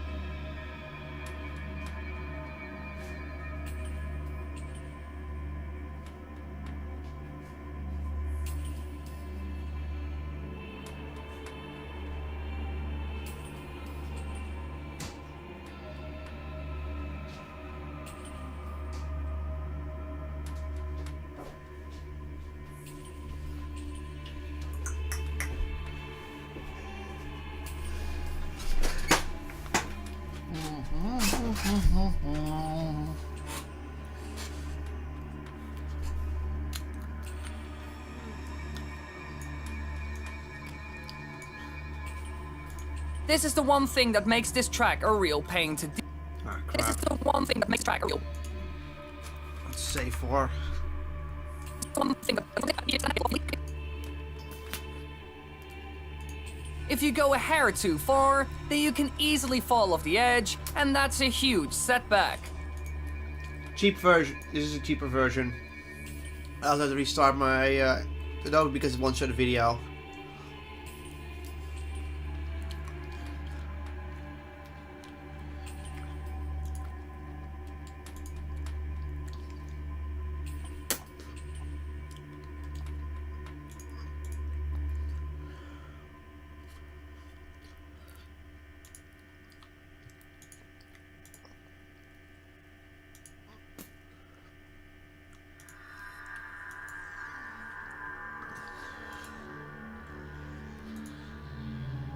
Nah.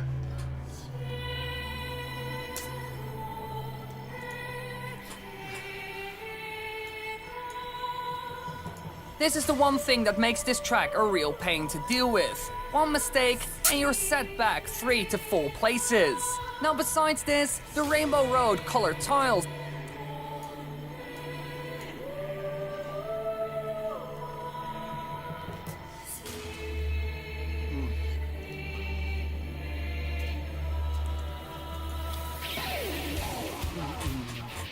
Ah, this theme.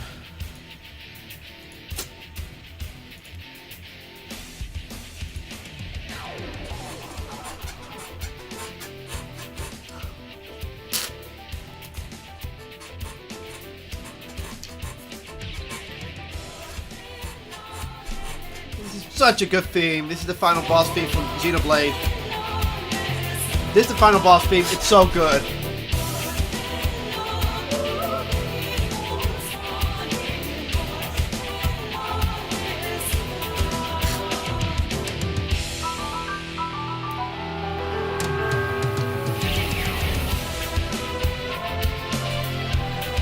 It's orchestral and metal at the same time.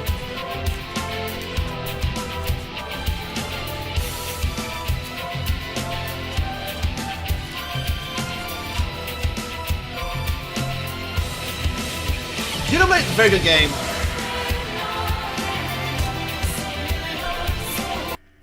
Okay, let me tell you something about Xenoblade real quick. It originally came out for the Wii in Japan, very early on. Then it came out here. Then they have the Wii U version, which is a port, which is a good version, but the best version, gameplay-wise, is this one. It's the 3DS version. Graphic-wise, it's the worst. Let's just face it, you cannot put Wii graphics on the 3DS. But damn, is the game good for freaking on the road playing. It's an 80-hour JRPG on a handheld. However, you need a new 3DS XL. A new 3DS. You need a normal new 3DS at least. It has to be a new 3DS because that's the only way they got the game on. But it has more content in the Wii version. It has more to do in the Wii version. The Wii U, it has stuff that the Wii U version doesn't even have.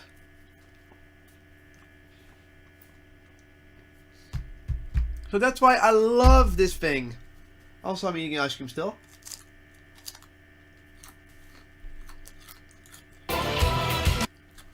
There's going to be a Switch version for it. Okay, let me tell you something about Xenoblade Chronicles X, which is the sequel. It's not a direct sequel to it. It's just a sequel. As in, it's just another in the installment series. The story has an interesting start, but does not build up to anything big. There's no the story of the first game is much better. The first game is like, oh, you have your own avatar, and this is all happening in the world. Earth was destroyed, and you're one of the last surviving humans. Okay, great. The aliens find you anyway. The world is really weird. You find any species that's willing to befriend you. Cool. Then the aliens that destroyed your planet are now found you and wanting to destroy you. Okay, so that's kind of basic. Strange beings start showing up, and you find out, and you find plot is number one. Later on, you find out plot is number 1. Okay, Then you find out plot twist number 2. Fine, it's not super amazing. Then you finally get to the final boss, and you're in the final area, and you're like, this is not very big build-up wise. You beat the final boss. You learn about why the aliens did what they did, which is kind of lame. Seriously, the reason they want to destroy your race is because humans have a gene of genome structure of the aliens who created the aliens that invaded you, and because of that, one day you could activate those genes and pretty much mind control them.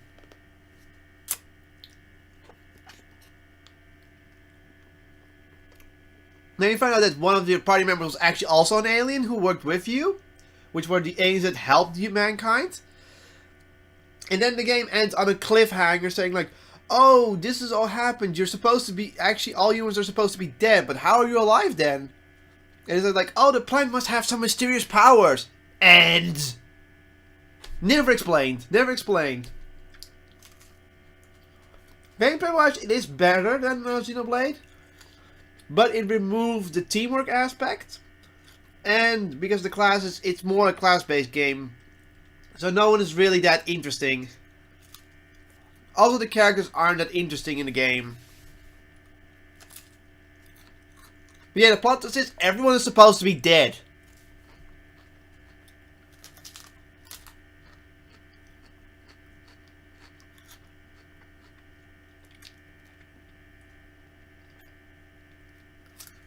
But the world is fun to explore in Xenoblade X. The mech battles are amazing. And the world is just so much fun to explore, but that's it. It has too much. It tried to be an MMO with a story, but in a single player focused game. And Xenoblade 1 actually did it better. The world was more interesting. The gameplay was more interesting. The story was way more interesting. Trust me, the story of this game, it pretty much starts off with, oh, this is war between the two titans long ago, but they killed each other. Now that both titans are pretty much dead, and you live on those the worlds are the two titans.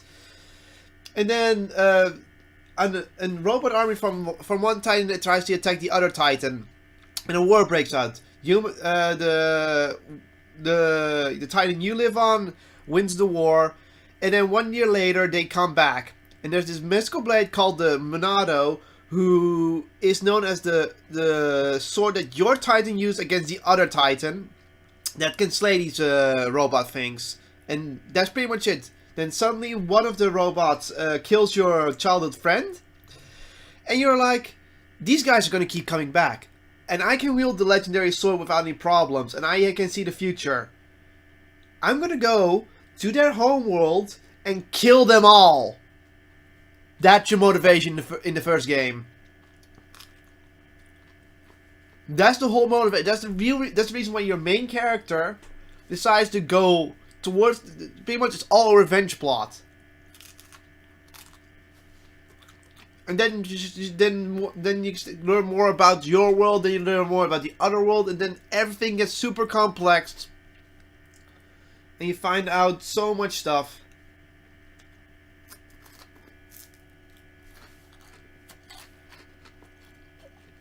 It is fantastic.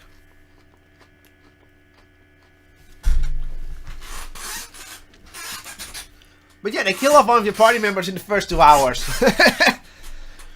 Here's your childhood friend. And it's not like, oh, no, it's not like how Aerith dies in Final Fantasy VII. No. She dies in action. She actually dies trying to save your ass. It's not like, oh no, I'm praying, backstab dead. It's more like, bitch, you're not gonna kill my friends. I'm gonna fucking do something about it.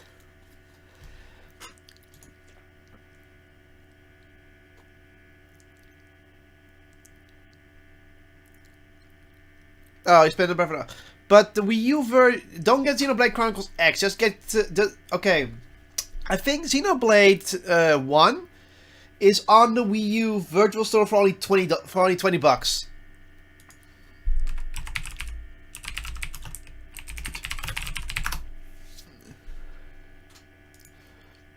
Yeah, it's only 20 euro. It's only 20 euros. Xenoblade Chronicles 1 is only on the eStore for 20 euros. Not Xenoblade X, Xenoblade Normal. Which I suggest you get.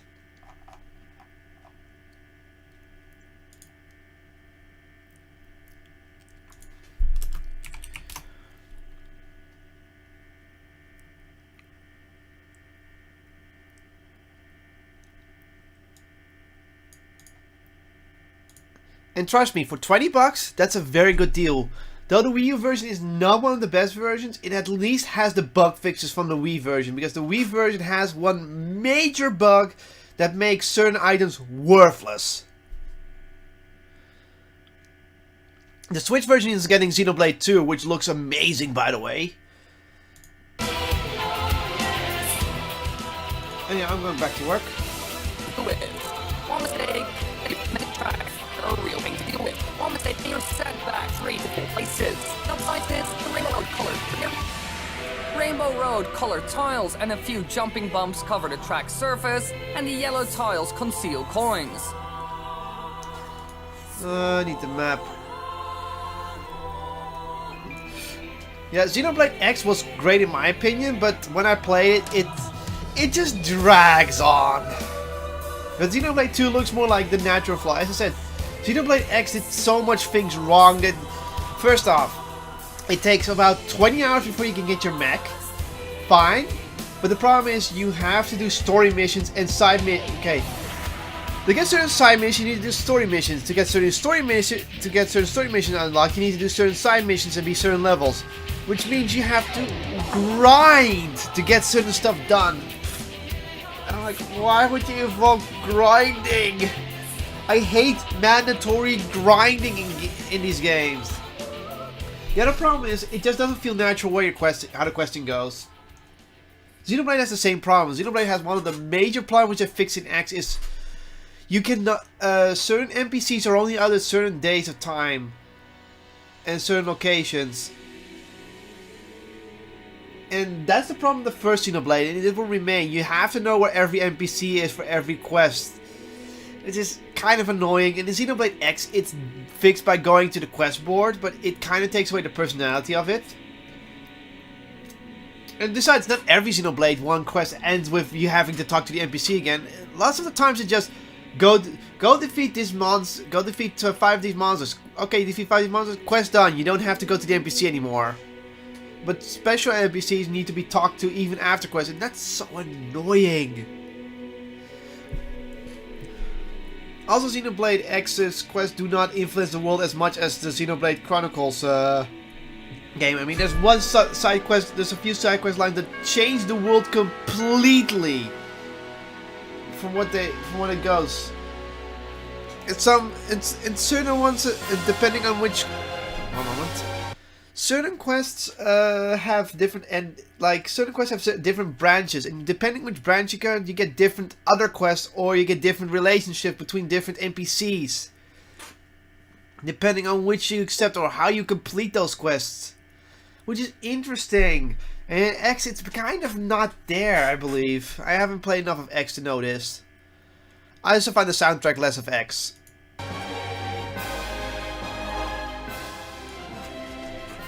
But still, X is a good game. X is a good game, but there's too much not going on to have fun with it.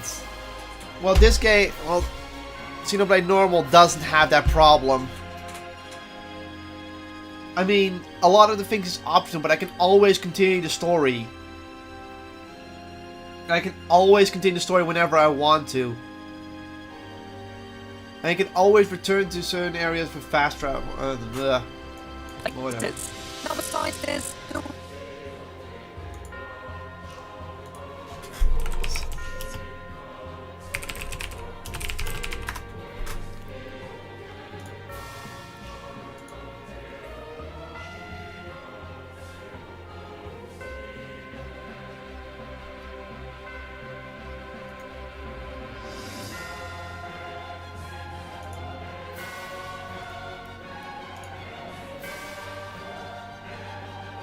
I'm gonna put it over here.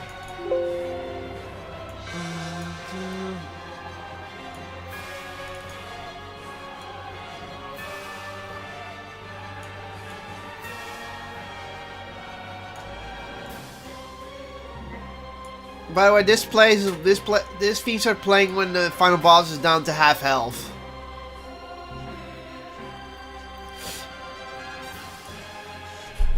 That'll plan.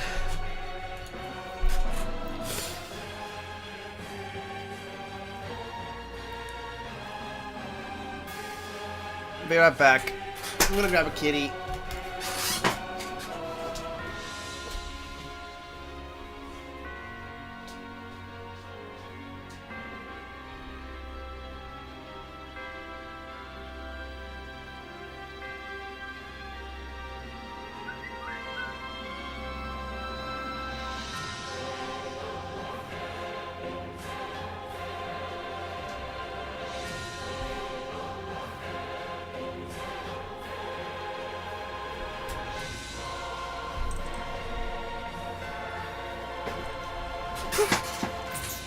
Kitty.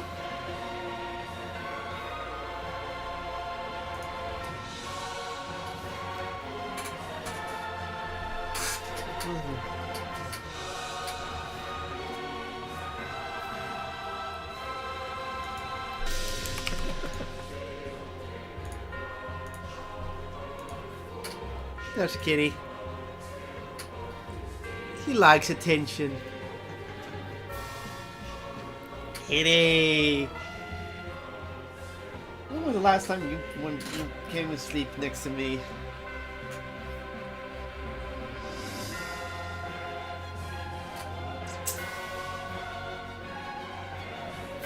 Please do not jump that way.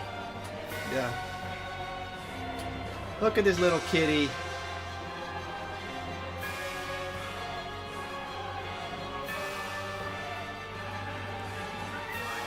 Okay, turn around.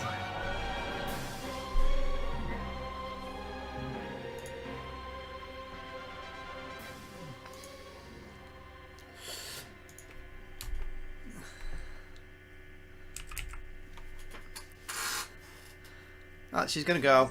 She doesn't want to stay. Can't force a cat to stay.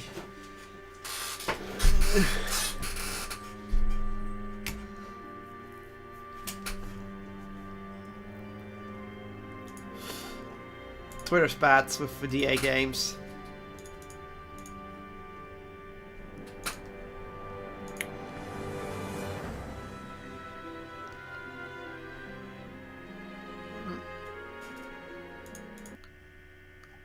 Oh, I'm actually skipping ahead.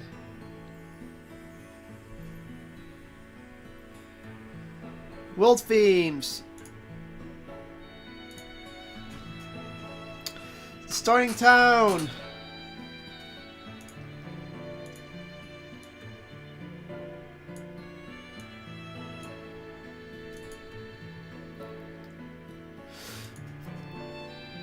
The Rainbow Road colored tiles and a few jumping bumps cover the track's surface, and the yellow tiles conceal coins. This course also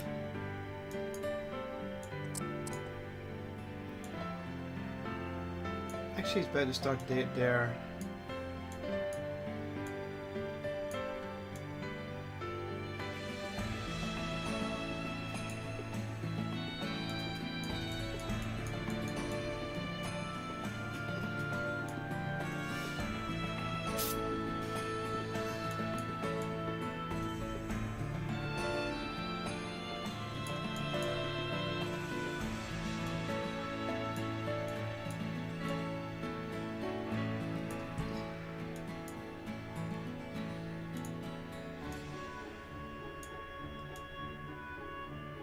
Oh, that works.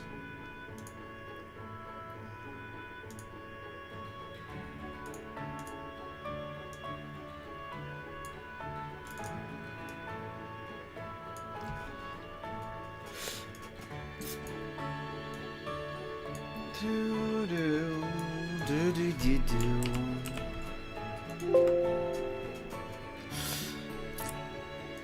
Also, I'm being pretty slow today. I'm gonna end the stream in 15 minutes or so.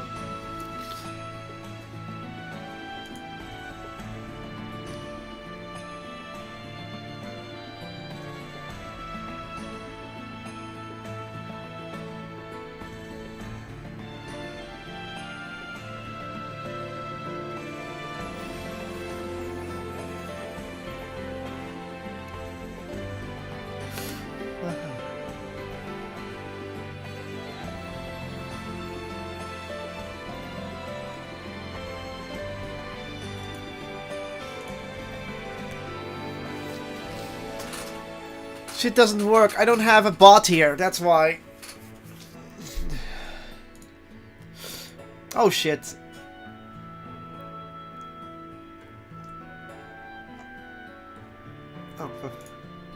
Oh, for fuck's sake. Now I want to play this fucking game again.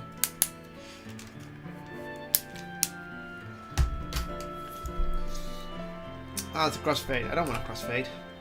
Purple tiles and the jumping bombs covered the track surface, and the yellow tiles conceal corners science, the rainbow road colored tiles and a few Jump pads. What jump?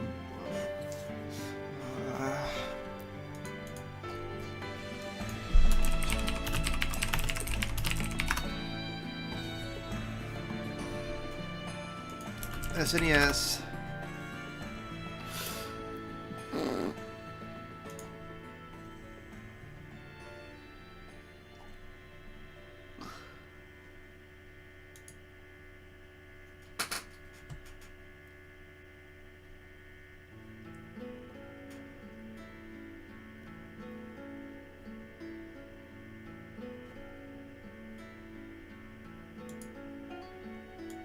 colored tiles and a few jumping bumps covered the track's surface, and the yellow tiles where am I? Okay, coin. I have two ends.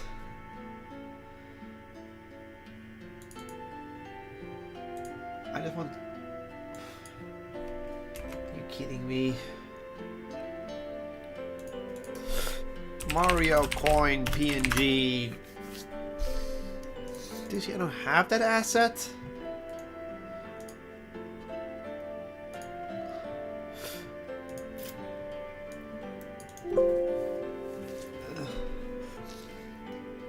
back surface and yellow tiles concealed.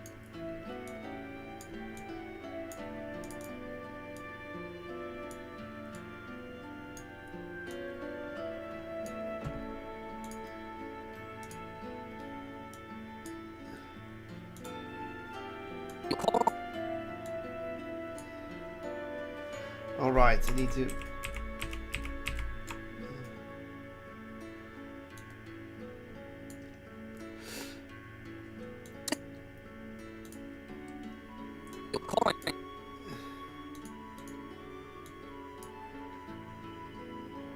Coins. This course also features bumps covered track surface. How many memory? I have a lot of memory.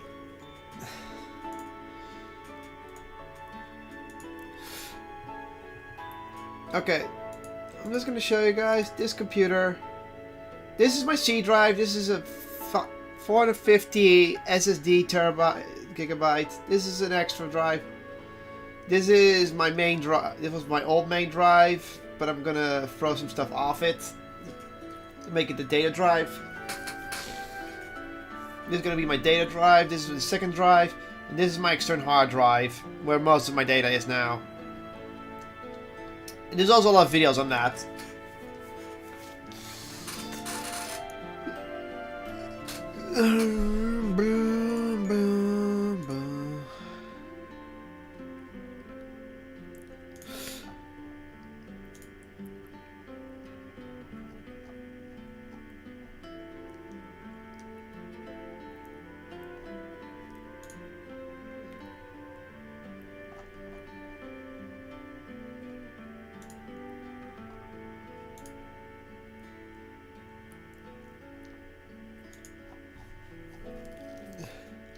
What the hell?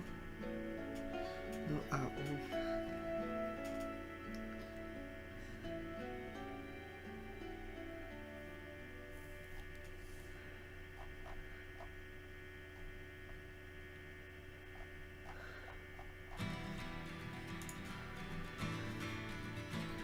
oh my god, that's gonna get a lot of likes.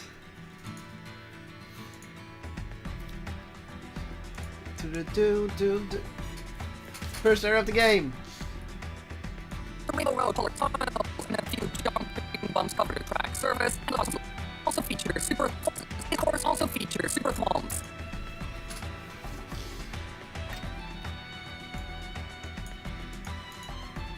think I'll use the speed run for this. How did I met Wiley? Okay. Pretty much, I was doing my usual YouTube stuff, looking up stuff, getting inspiration. And, well, I did follow Lox in a while. And he started introducing other YouTubers. So I decided to check him out. Birdkeeper Toby, Noir Tendo, and that kind of things. And quickly, Dr. Wiley became one of them. And I'm like, this guy's Dutch. I'm going to look interested in him. His style's a little bit unorthodox and that kind of things. Wait, he's making a lot of videos a day, isn't he? How does he do that? Oh, he needs an editor. I'm an editor. So I decided to meet him in First Look. But then I already followed him like a few months. And he needs an editor. I'm like, oh, he could use an editor. I'm going to offer my services, even though probably others would. I met him in person and I showed him my work, which was my Kirby Theory video. And he's like, that's a really cool style. How much did it take? I don't know, it took me a while for scripting and such, but I can make the video editing to only took me 10 hours. So like, dude, you should, dude, I really want to, do you really want to edit for me? Like, yep, I want to edit for you. It's like, dude, you're hired. Here, I'm going to send you some stuff and see how you do with the video. First video I made, he loved it, and that's how I became the main editor. In fact, I've helped someone else out with getting an editor job as well.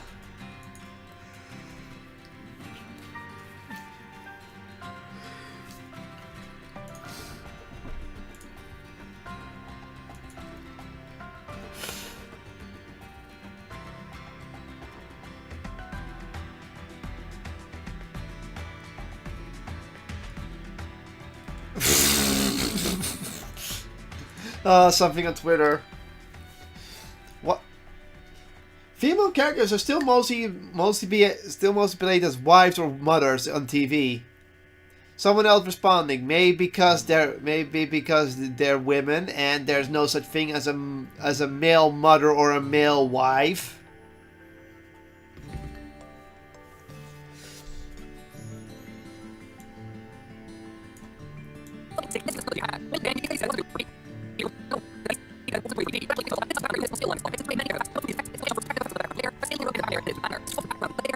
I'm waiting till I start blinking. And 1 pound's down. The biggest limiting factor.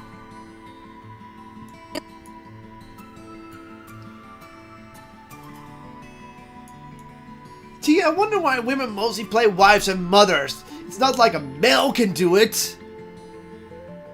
It's like saying, females are still mostly used as pregnant women. I'm like, we only use as pregnant. Yeah, because Arnold Schwarzenegger played a pregnant male once, and it was creepy as fuck.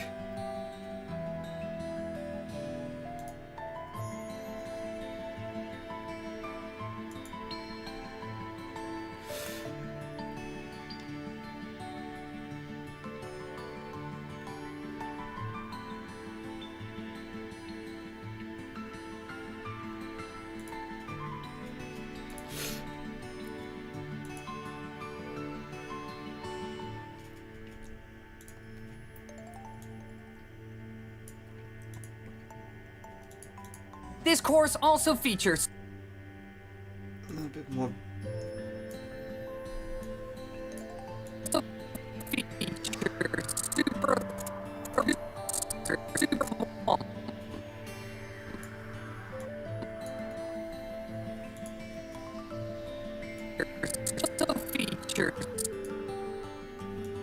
I'm doing a little trick here. There.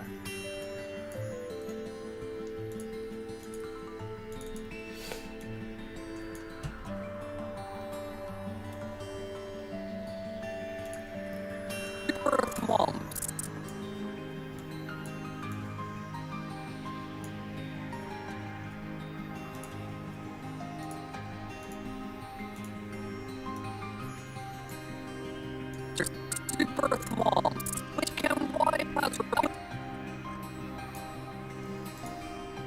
Again, the speedrunner does not get hit by it, so I need to check the casual footage.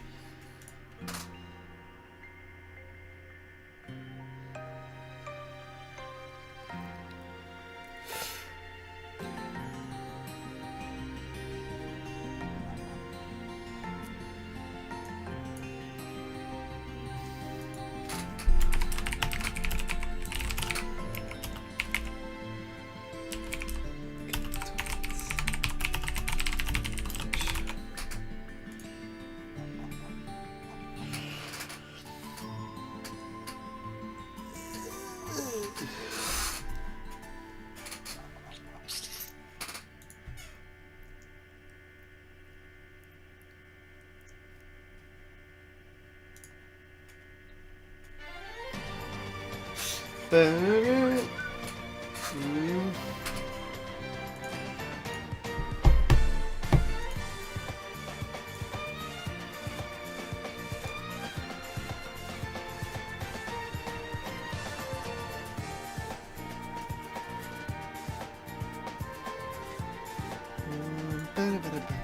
Car planes. They're super swamps, which can wipe out a racer by a touch. Yeah, I'm gonna check the casual footage.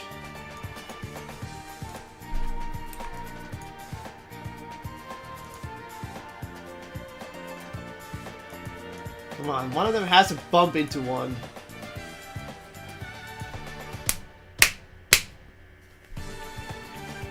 This is Gower Plains, yeah, which is in Smash Bros. Do do do do do. ICPU's detected. What? How?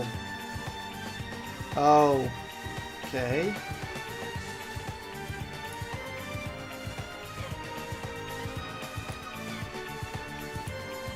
Well, yeah, this track is from, you know, this track especially from Xenoblade.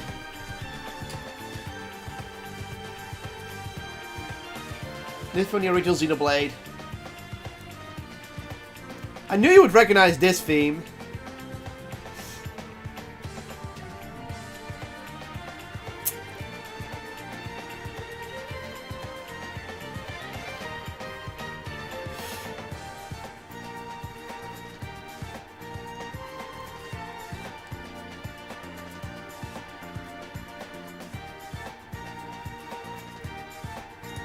You know this one?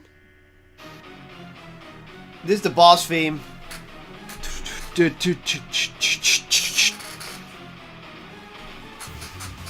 is the boss theme.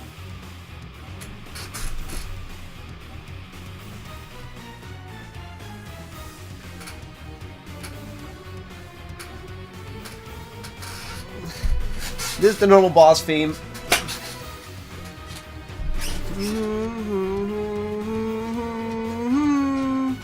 No, I don't think this one's in there. I know which one is in there, which is this one. This is the victory theme for Shulk, but it's actually, this is actually an alternative boss theme. This is an alternative boss theme. This is for the unique monster boss theme. But damn, if this not, do I love finding these bastards because of this theme. You know it's a Shulk's victory theme. This is those who what was it called again? Those who bear their name. Those who bear their name.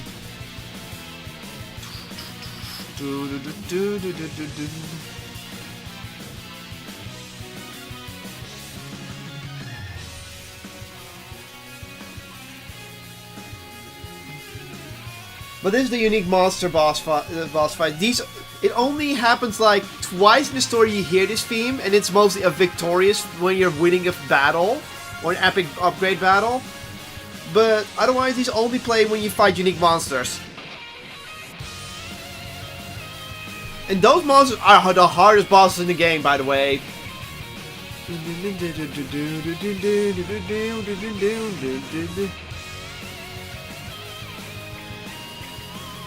I love that.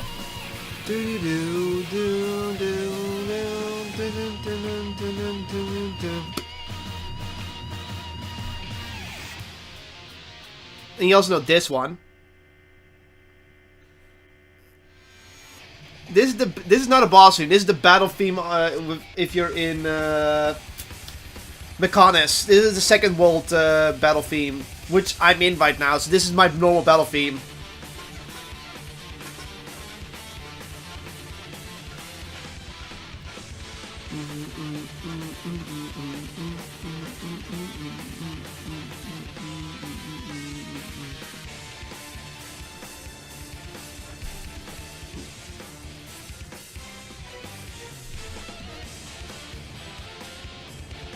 Here it comes.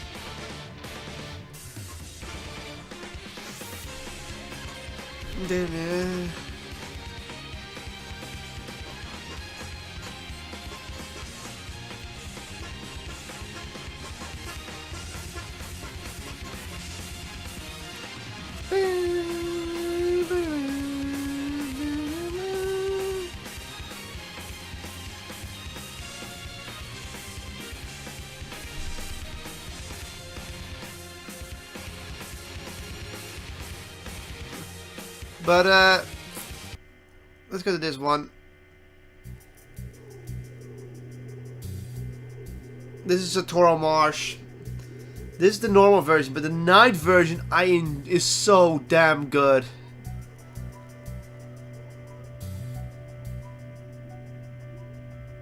I mean, every track has a night version, even Gower Plains, which is not that interesting.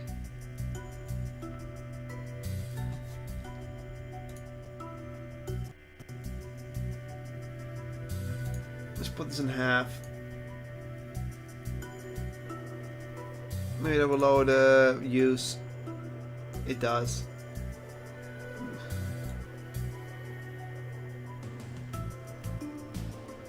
Oh, you wiped out here.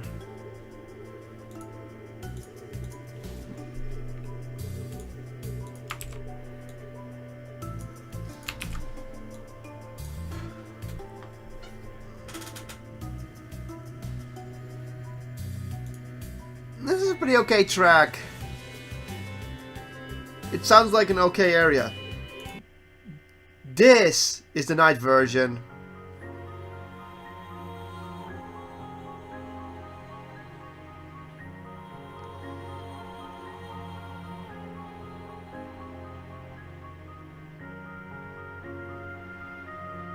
This is a Storm Night Marsh.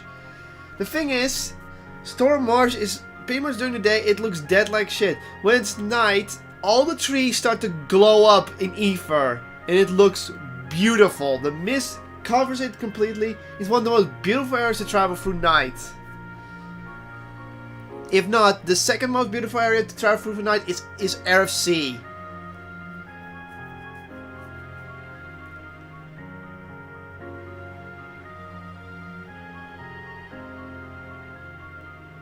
But this theme alone, it's so good. So relaxing.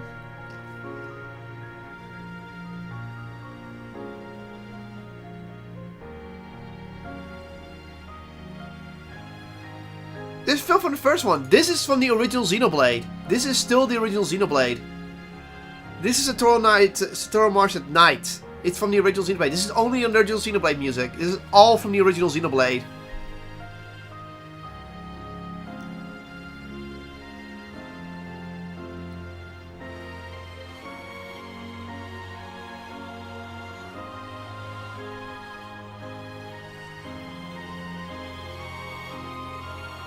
He's also one of my favorites.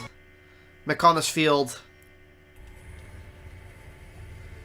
The second area, actually the third area of McConnell's.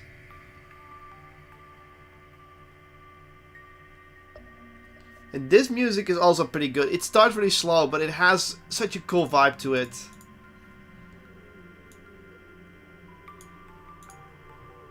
Which can wipe out a racer by touch, unlike regular thwomps, as well as by crushing, unless you obtain a star or a bow.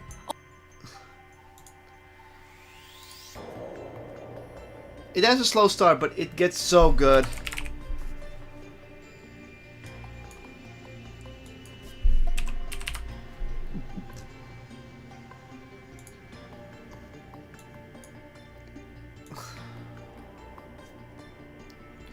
Let's go to the bathroom. You enjoy the theme for a moment.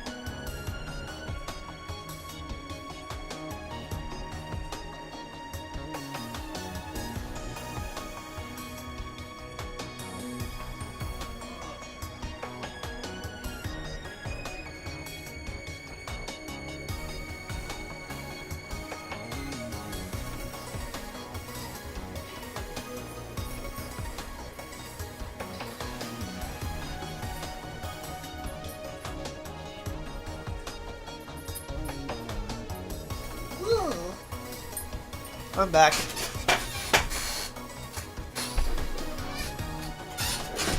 Strange track, isn't it?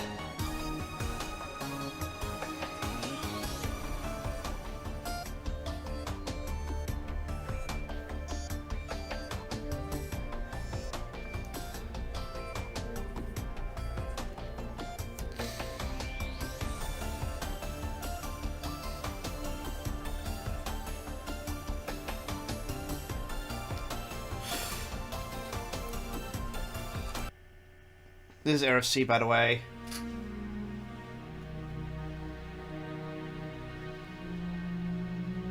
Can wipe out a razor by touch, unlike regular thwomps, as well as by crushing, unless you obtain a star or boo. It should be just enough time. But there's a rule that I have. Regular crushing, unless you obtain a star.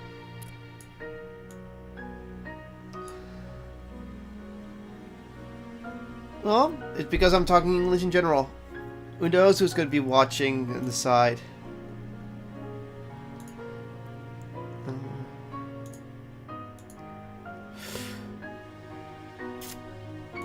I'm gonna end the stream after this scene,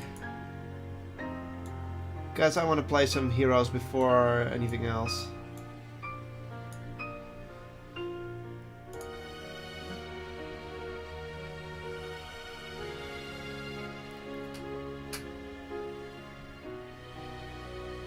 I'm gonna make this one slide in instead of plop in.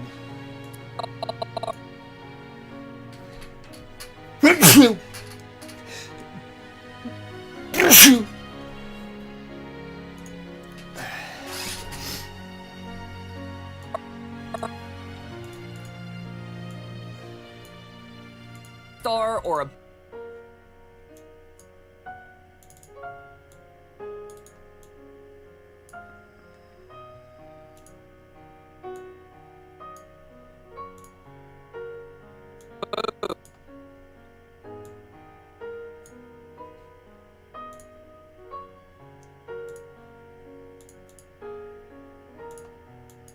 There we go. obtain a star or a boo. Overall, they made this track one of the hardest in the game. It's unforgiving. But still, it's quite basic, and this is because of the technology they had. When you look at the game, you can clearly see that it wasn't really 3D. Just use this one again.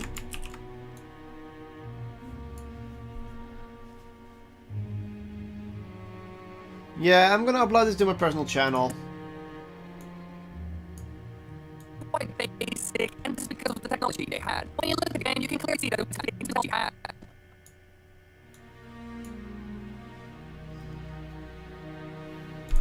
Save.